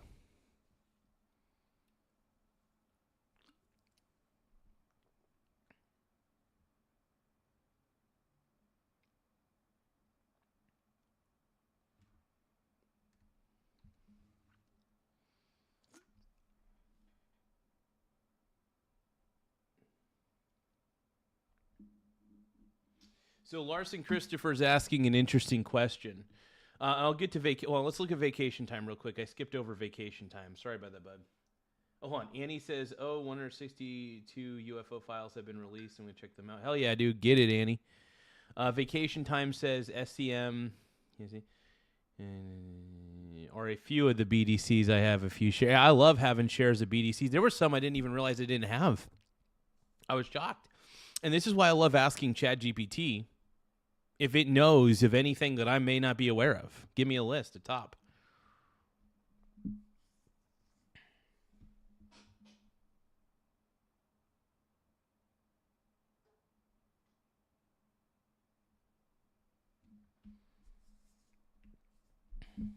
But yeah, no, I think having a diversified portfolio of BDCs, anything that really pays a high-end dividend is pretty good. But you never want to be all in on one of these products. It's not financial advice, obviously, but this is the way I am. This is the way I am. I don't go all in on anything specifically.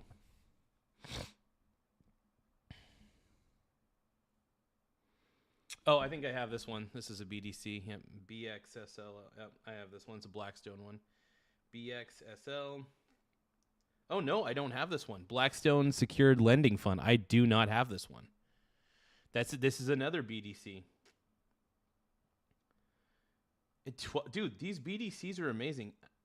I'm actually surprised that I know these are a little riskier, but if you have a diversified portfolio of these things, I mean, the risk is mitigated. Not completely, but far more mitigated than otherwise, you know?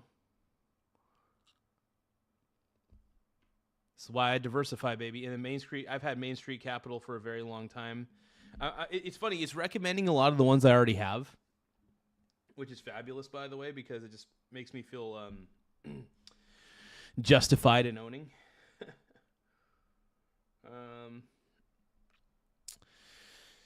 Let's see. PSEC. Man, a lot of these are BDCs, dude.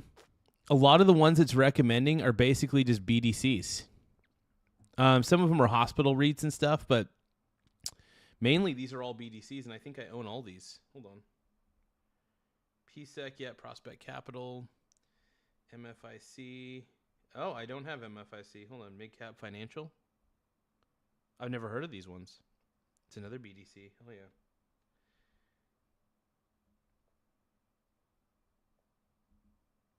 Fuck, man. This is gonna add a lot of income to my portfolio. Having these, I added a bunch of good REITs. I added a bunch of good BDCs. These are amazing, man. The thing about BDCs is, there are some risks when it comes to BDCs, granted, but when you're diversified enough, like the risk profile gets lessened. Is it perfect? No, but yeah, I love it. OCSL.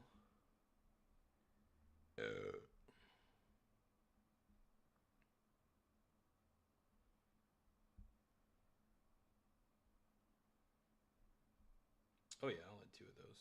2 shares, hell yeah. Dude, these dividend yields are insane.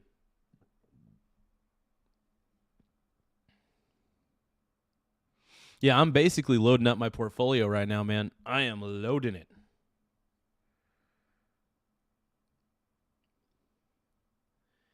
GSBD, Goldman Sachs. Oh, Goldman Sachs has a BDC? No way. Damn, dude.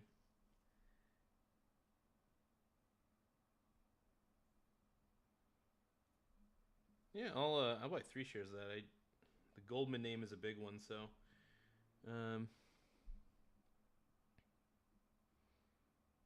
Dude, there's just so many BDCs out here. It's insane.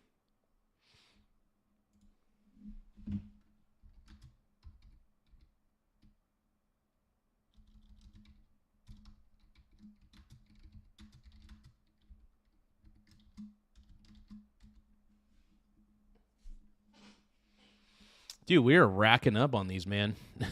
I know that the last part of this stream has been basically me fawning over like BDCs and stuff like that. I think we're going to end the stream here in a little bit because I just don't feel like really reacting to any videos today. But yeah, no, I'm just adding a bunch of BDCs to the portfolio, man.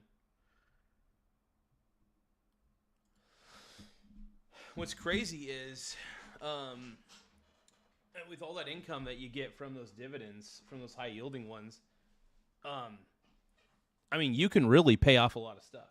People don't realize you could pay off a lot of stuff with that. But yeah, own the banks basically.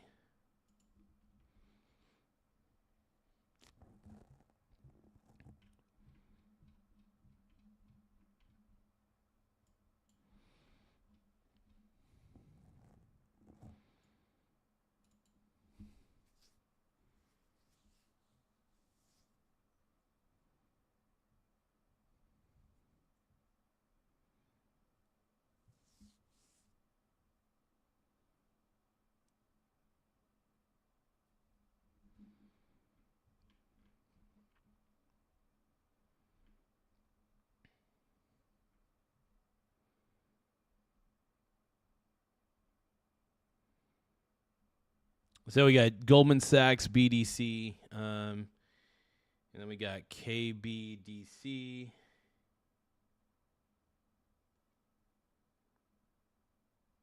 Kane Anderson.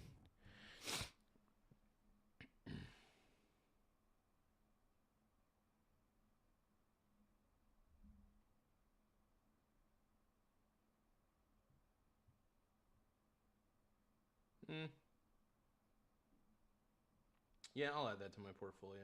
Good dividend, good stuff.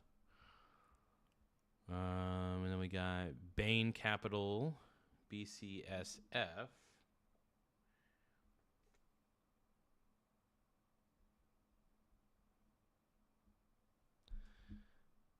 Yeah.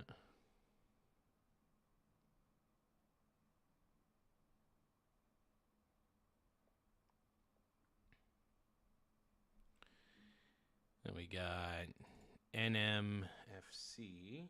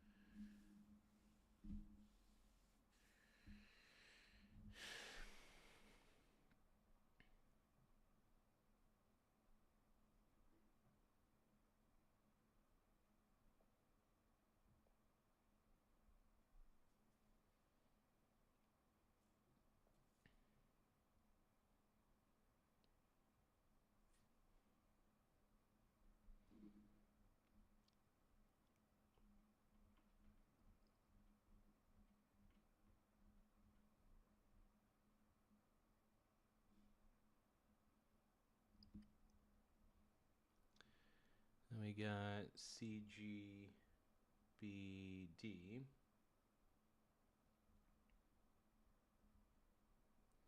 Yeah, these are pretty much all just a bunch of BDCs, dude.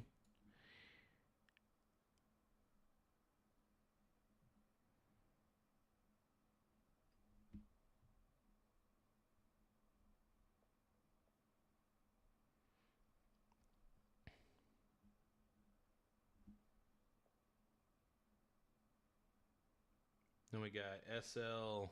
Damn, dude, we're racking it up, dude. SLRC.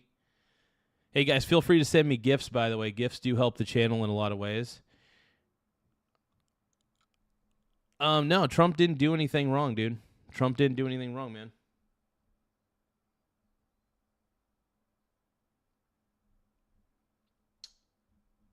I realize I never answered Larson Christopher's question, dude. I'm so sorry about that, man.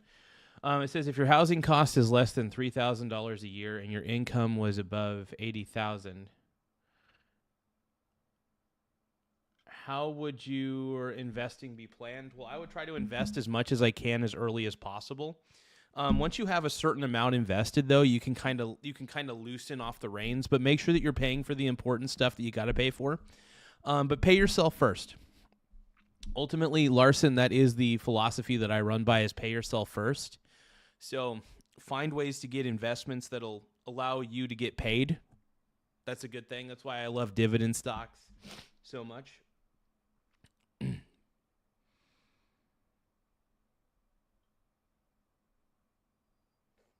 Give me a moment.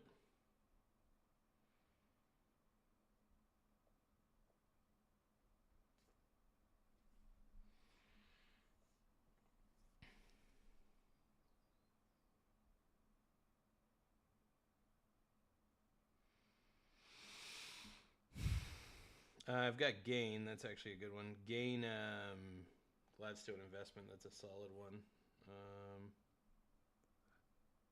It's another one that I got. Man, I'm adding a lot of these. MSIF. Let's see.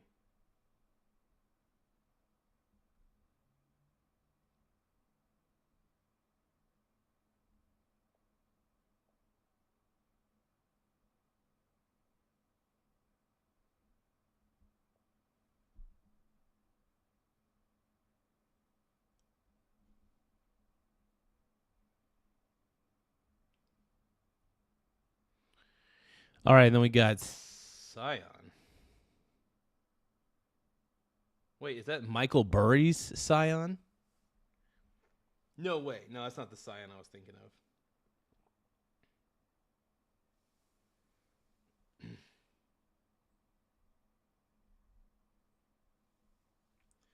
We should be on the same team. On the motherfucking same team. If we ain't, then we nothing. Nothing. Woo! Okay, that's a huge dividend. Whew. Some of these dividends they pay, man. Oh my God.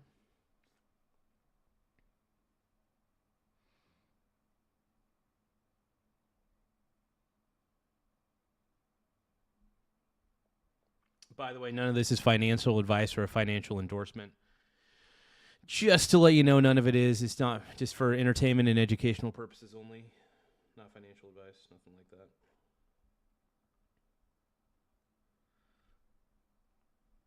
Yeah, the BDC space seems to be a little bit beaten up. Just a bit. So TPC.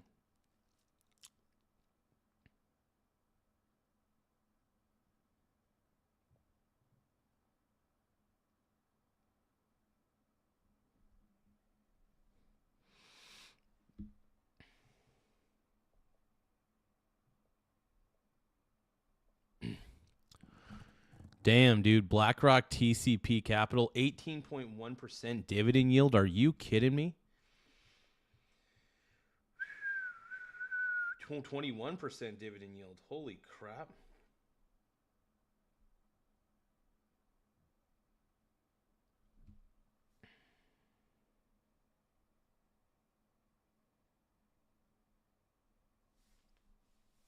Yeah, I would say it's well, they've had some downhill earnings for a bit, for sure. Really high dividend yield though. Like that's insane, but it still could be a dividend trap a little bit.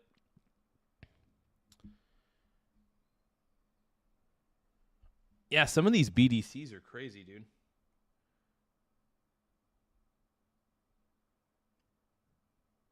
But yeah, best thing is I never go all in on any one thing.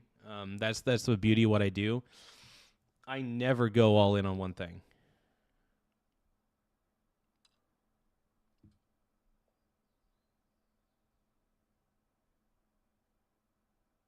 Oh, that's a low dividend yield. What?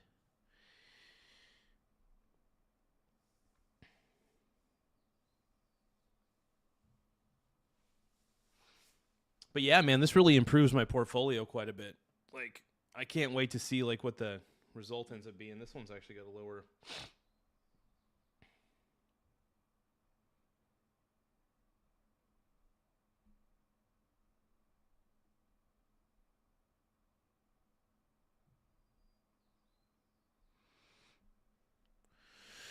Horizon Technology Finance. Let's see. This one's kind of gone downhill a bit. Some of these are a little untrustworthy, in my opinion. So you want to kind of take what they say with a grain of salt. But let's add $20 worth. It seems pretty safe. I mean, it is a technology finance company, and tech is getting bigger and bigger. So, invest in companies located in the United States. The fund targets companies operating in the fields of technology, life science, and sustainable sectors. It provides financing. Okay. So basically, this is, I mean, I wouldn't say this is the safest one, but I mean, tech is only going to get bigger.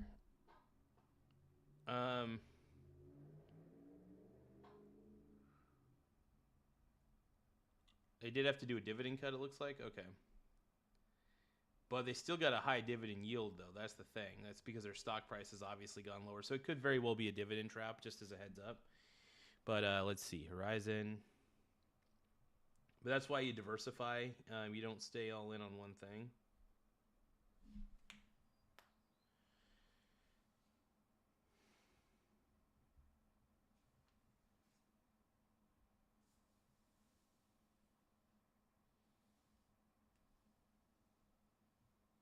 Pennant investment, they've gone down quite a bit. Let's see.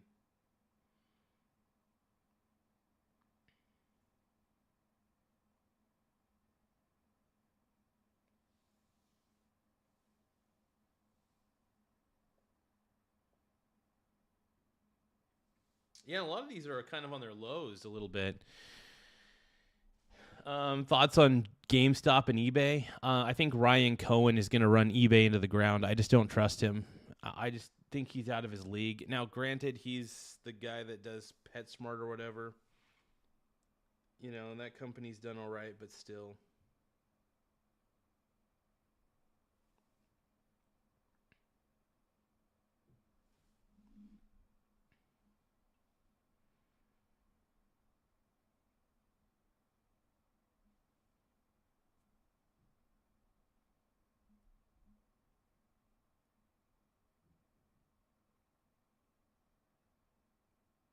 Oh, he did Chewy. Okay, that's the one he did. All right.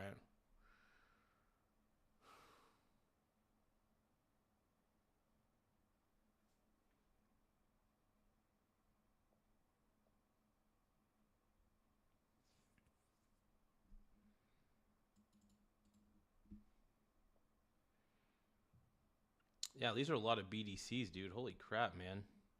Yeah, I'm essentially adding whatever BDC I can because these are actually not too bad. But if you're, obviously, I'm a little bit picky about some of the ones I add.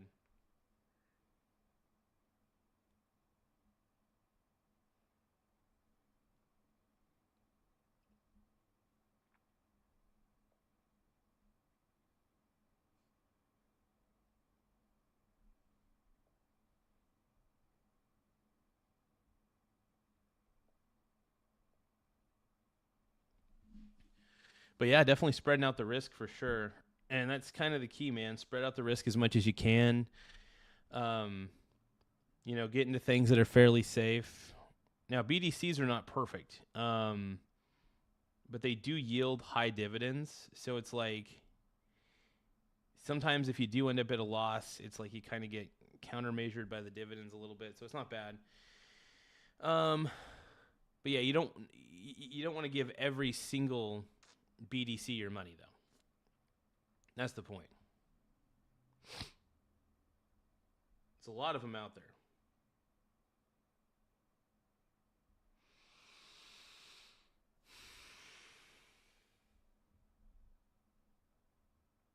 This one's a little riskier, so I'm only going to put down 2 shares for it. If it's too risky, I'm not going to buy too much of it.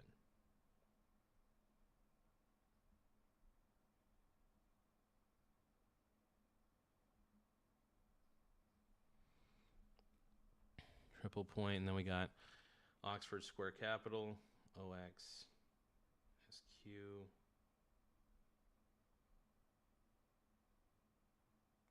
I've had this one for a little bit, I think. Not too long. Oh, I've had this one for a long time. I could add more of this to my portfolio. Why not? Yeah, screw it. Let's add 9 of them. 9 shares. It's not bad. Well, we'll go 8. Yeah, we'll go 7. Yeah, that works. Yeah, so I'm just kind of adding whatever I can and seeing what I could do. White Horse Finance.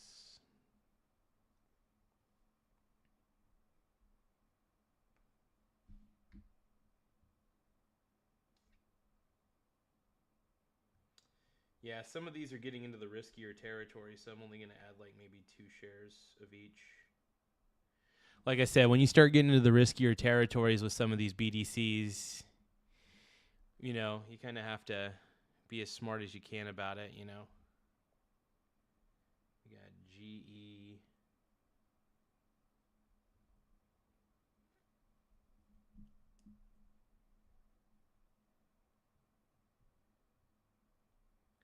Great Elm Capital, just buy a couple. Like I said, if some of these are a little too sketchy,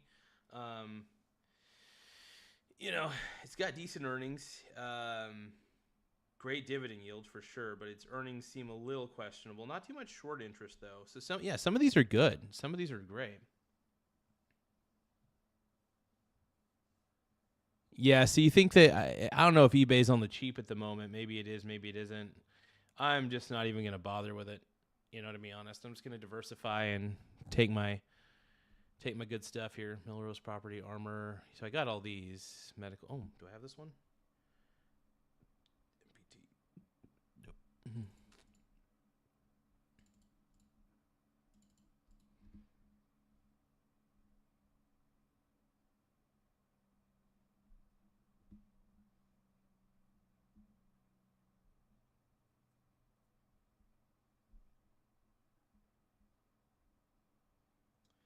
I only have 1 share of this one?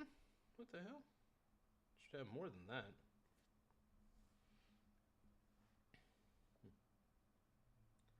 There we go. It's perfect. Wait, is this thing Orchard pays monthly? Does it? April, March, May. Oh yeah, Orchard pays monthly. That's crazy. They have a high dividend yield. That's for sure. 20%. Yeah, this is why you don't go all in on some of these companies, though. You kind of keep these companies a little at arm's length. But it has good earnings. Short interest is pretty low. But yeah, you got to be careful with some of these. Some of these can have some questionable things about them. But that's why I do diversification. You know, it keeps me grounded, I guess you could say. RLJ. Have that one. LADR.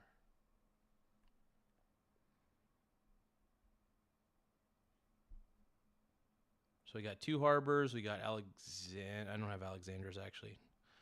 That one's just too high of a price. BFS, Sol Centers. Yeah, I have a BFS. I think I do.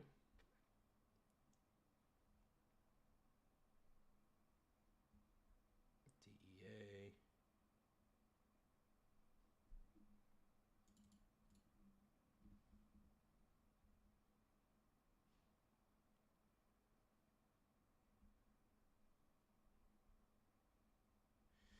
Well, yeah, it looks like I pretty much added the majority of the ones. I'm kind of curious to see what the GPT says on certain things.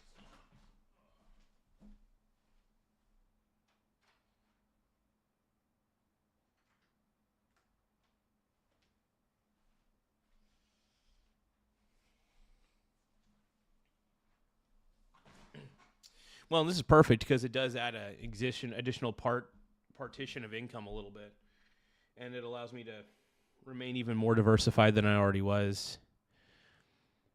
I don't have. Do I have that one? PRSP.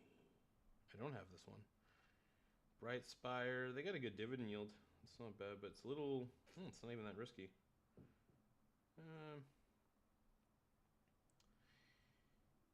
We'll add 3 shares, just in case. But yeah, a lot of these are pretty good. We're kind of getting to the bottom of the barrel on some of these. But yeah, there's a lot of good BDCs to add, and business direct-to-consumer loans are interesting, to say the least. Let's see, NXRT, I think I have that one. Hold on. Yeah, I got NXRT.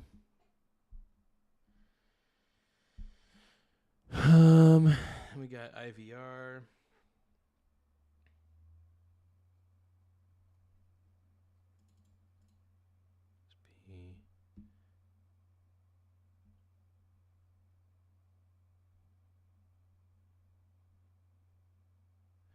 Yeah, some of these are great, man. Let's see. I got Franklin and then CTO. Yeah, I got the majority of the higher dividend yielding stocks, and BDCs and REITs are pretty good when it comes to cash flows. So, yeah, there we go. That's it. I was able to beef up the portfolio a little bit further and looking good. Yeah, I want to see what it says, though, about...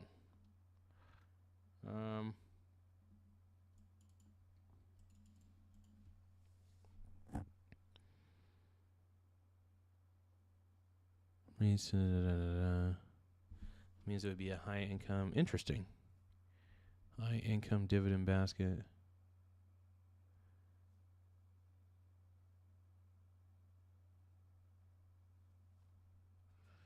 Yeah, this looks good, man. This looks fantabulous. Let's see. Big issue is one share is not equal diversification. One share.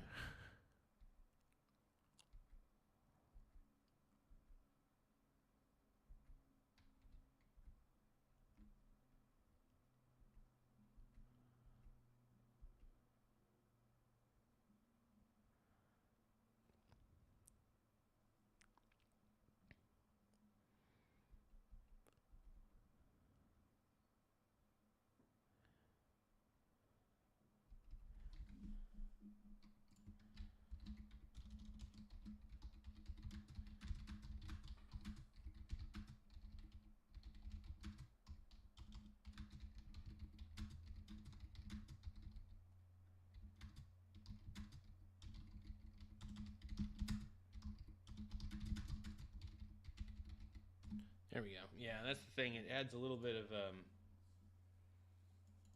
I will say that BDCs are pretty cool. I'm a huge fan of BDCs and REITs overall.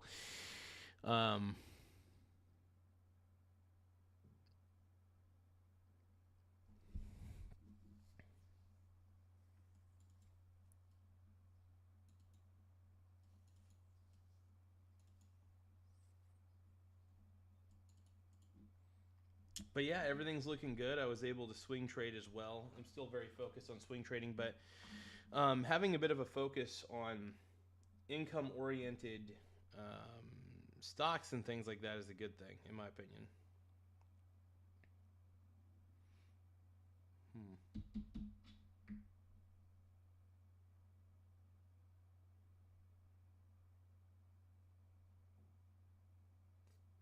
Well, the markets appear to be quite a bit up. So just in case, so 162, sell a little here, sell a little there. It's up a little more than I expected it to be, so that's good. Take home a quick profit. Yeah, so I took home a quick profit there, here and there. Gold is looking all right.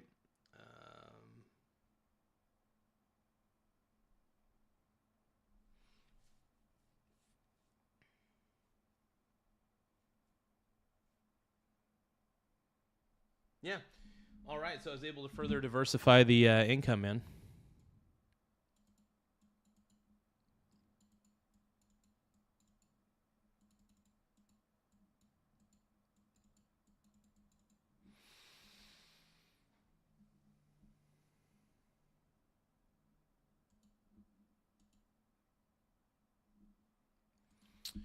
But yeah, overall, when it comes down to it, what is it? We'll end the show like this. What is the stock market going to look like? You know, is it gonna? I mean, the stock market did pretty decent today, all things considered. And I know there's been a lot of people who have been pessimistic about market outlooks and things of that nature.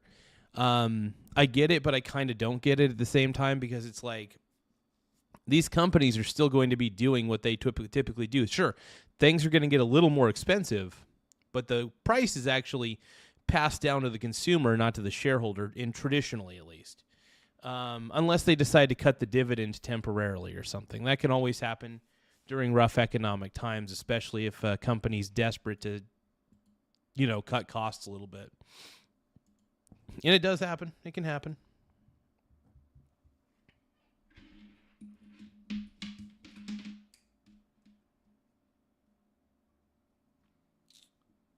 Well, let's take a look at this news will be segment. costly. It won't be costless anyway, and it is more risky, but it is the most direct way to negate the power that Iran has over us right now by way of being able to threaten and dominate this international passageway of commerce and oil.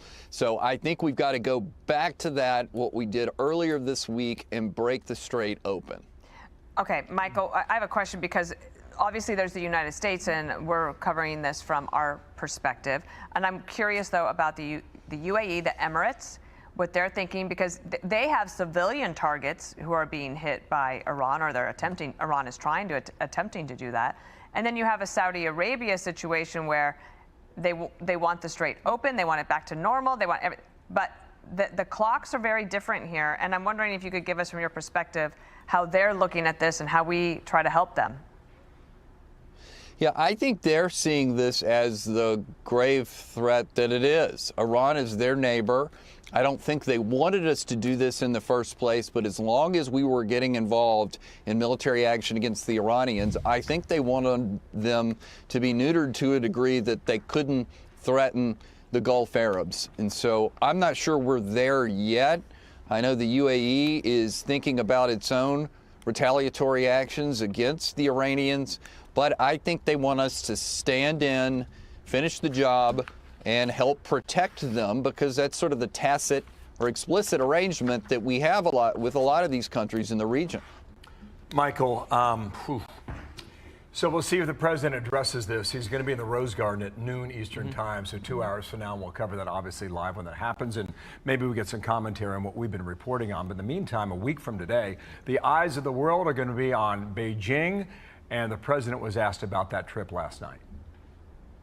Mr. President, is your trip with China still going ahead? Yeah, Which companies you have a very good relationship Laugh out loud. with President Xi. I unfortunately have to say, after getting into a more heated exchange with supporters of Hassan Piker and Hamas, they have swatted me for a 5th time. Are you serious, dude? No way. GMP, are you serious, bro? Wait. So did Hassan's audience call in a SWAT team? Really? But what's up, GMP? It's good to see you, Brony. Thank you for the super chat, my friend. No, but thank you for the super chat, man. I appreciate you. That's wild, dude. Are you serious? I mean, I believe you. I could see him and his gang of cronies doing that crap. It's not the least bit surprising, if you ask me, that he would do that, but that's crazy, dude.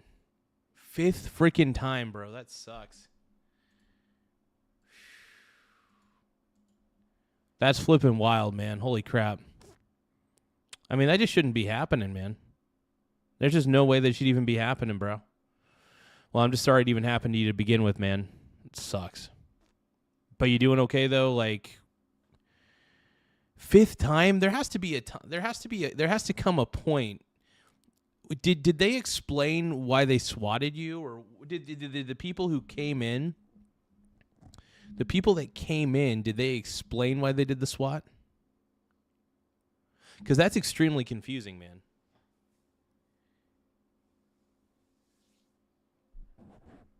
And this is one of the reasons why I obfuscate my identity online.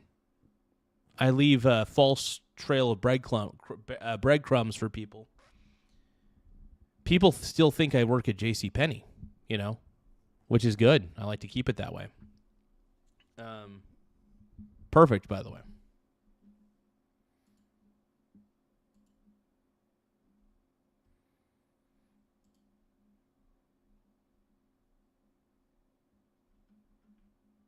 Laugh out loud. Yeah, 5th time, but you know what?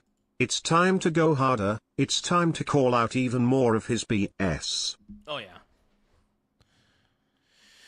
Well, that's the thing, man. Hassan is full of crap. He's a champagne socialist.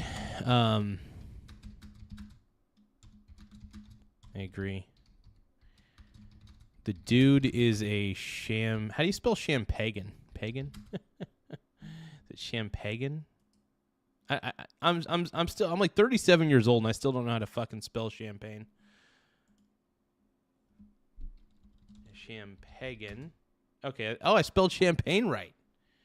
The dude is a champagne socialist and would never actually be able to live under the heck socialism brings. Yeah.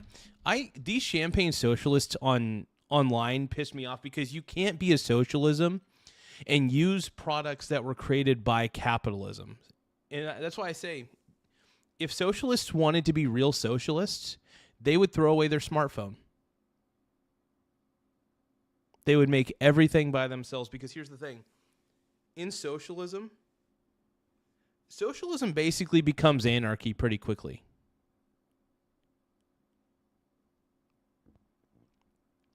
All right, fine, I'm 42.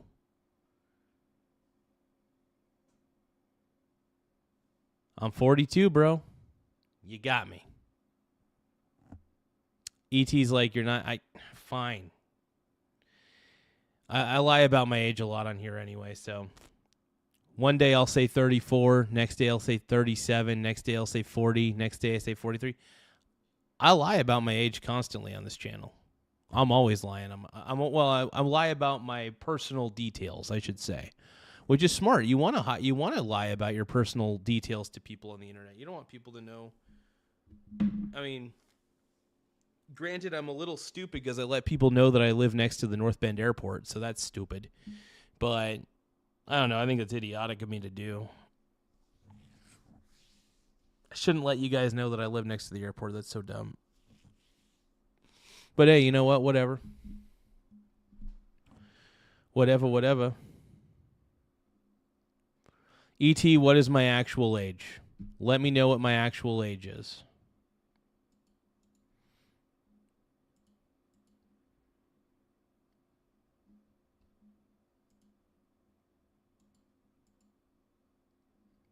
But yeah, when you're doing stuff online, I think it's a good idea to obfuscate your age quite a bit.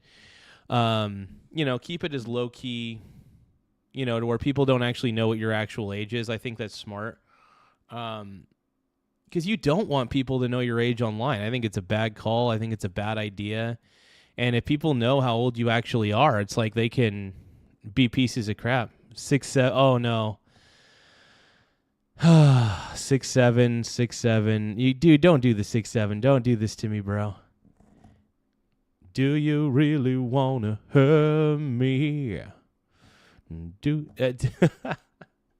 I appreciate it, man. But no, thank you for the super chat, GMP. I appreciate it. But it sucks that they're doing that to you, man. That's bull. That's wild, though.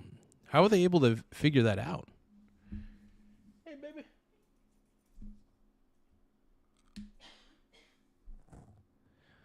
My boy E.T. says I don't look a day over 30. Well, I appreciate it, brother. But I will never let you guys know my true age. I will constantly make up a number every time I do this show. I'm 6'7". But no, I think it's good to obfuscate your personal details online. Leave a false trail of breadcrumbs. And it's so funny. I always think of, and this is hilarious.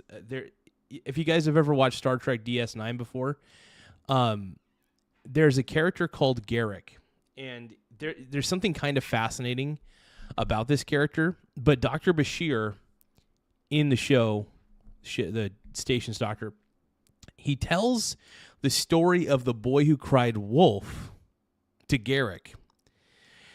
And traditionally, the lesson that you learn from that story is it's not good to lie. But the crazy thing is, Garrick took a different viewpoint. I always thought I like contrarian lines of thinking sometimes.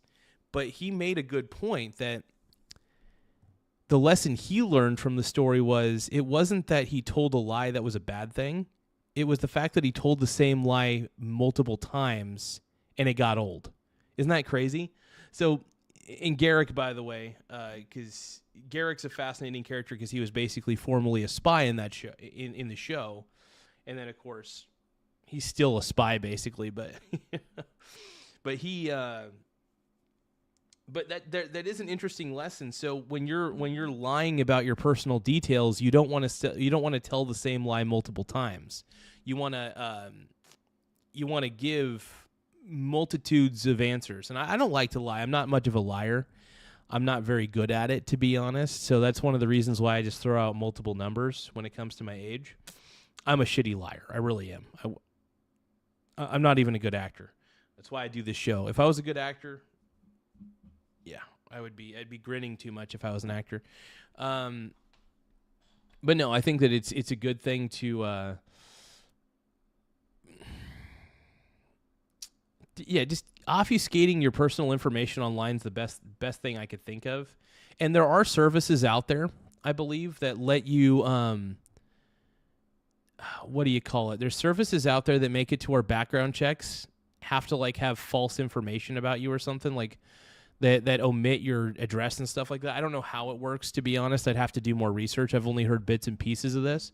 But yeah, so if you're having problems, like if you're getting swatted and stuff like that and all that shit by these fools, and by the way, the people who follow Hassan Piker, he's a champagne socialist, and I'm fairly certain that a lot of the people who follow him are also champagne socialists. People like that could never live in a socialist regime because they're already too pampered, and if you get rid of these people's creature comforts, they would not be able to survive in socialism. What's crazy, though, is although I hate socialism, I might actually fare all right in a socialist regime because I would try my best to take power instantly. Because I have no respect for socialism, and there's a lot of people that don't respect the concept of socialism. I don't, that's for sure. But yeah, no, if I was in a socialist regime, dude, I would in a second, I would have no problem taking power. Not because I'm an authoritarian, it's because I hate socialism. And then when you take power, then you try to get back to an individualist society. Because individualism reigns in the end. I'm not saying that you shouldn't care about your fellow man, but collectivism is a perverted concept if you think about it. Collectivism is forced obligation. You know what I mean? The one thing I hate hearing is that you have a duty to your fellow man. No, you don't. That's why America's so fucking brilliant, is you don't have a duty to your fellow man. You're not obligated. You have the freedom to not give a shit about your fellow man. This is an argument that my dad and I have quite a bit. Because he thinks that everybody's got a duty to do certain A, B, and C. No, you don't. That's the whole point of living in America. You have the freedom to choose what your duties are and how you're going to contribute, right? Or not contribute at all. It just depends. You're not going to do very well in the free market if you don't contribute something. But, yeah, it's just, that's the point of freedom. That's all I'm saying. And that's why guys like Hassan Piker, who are total chuds, who are champagne socialists, they would not survive in socialism because they're already too pampered by capitalism. Boom. No, socialism's stupid. That's why one of the reasons why the Democrat Party is still unpopular is because people hate socialism. And all the Democrats do is try to promote it. And people are like, no, we know, we've read history books. We know that socialism's retarded. And, it's ridiculous. But anyway, I can go on and on about that. Those are my philosophies. But yeah, I'm going ham. But yeah, this is one of the reasons why the Democrats are so unpopular is all I'm saying. If you want to know the truth, that is it. So yeah, I don't know. It's just, that's my take on it. Everybody's got their own personal opinions, but yeah, I say if you want to be a real socialist, get rid of all the things that get rid of all the nice things that capitalism has brought you. Because under socialism, nothing works. It works for a little bit. That's because there's still rich people that you can rob from. But then once the rich people are gone, then innovation dies because there's no incentive to innovate. In a socialist society, you lose all innovation motivation, right? Incentive is the motivation. Do you think Jeff Bezos created Amazon just so he could make a great retailer for the world? No, he wanted to get stinking filthy rich. And there's no shame in that. There's no shame in billionaires existing. Because the incentive to create a fabulous company is that you have a net worth of like billions of dollars. And I hear these dudes like Mamdani. Can't stand the socialist. He's a democratic socialist, which is even worse because democracy doesn't work. That's why we're a constitutional representative republic. But guys like Mamdani who are Democrat socialists, you're taking two really shitty ideas and trying to meld them into one. It's just not good. It's not good. And if you think people are acting like these ideas are revolutionary, no, the irony is these ideas are about as old as Bernie Sanders. These ideas, Bernie Sanders wraps it up and makes it seem like it makes it seem like socialism's actually a good thing. No, it's stupid. It's about the dumbest thing you'll ever hear. And so anyway, I'm sorry. I'm going on a whole tirade. I got to quit. I love you guys. I want to thank you guys for the super chats, the gifts. It really does help the channel in a lot of ways. I was going on my old man tirade rant on socialism.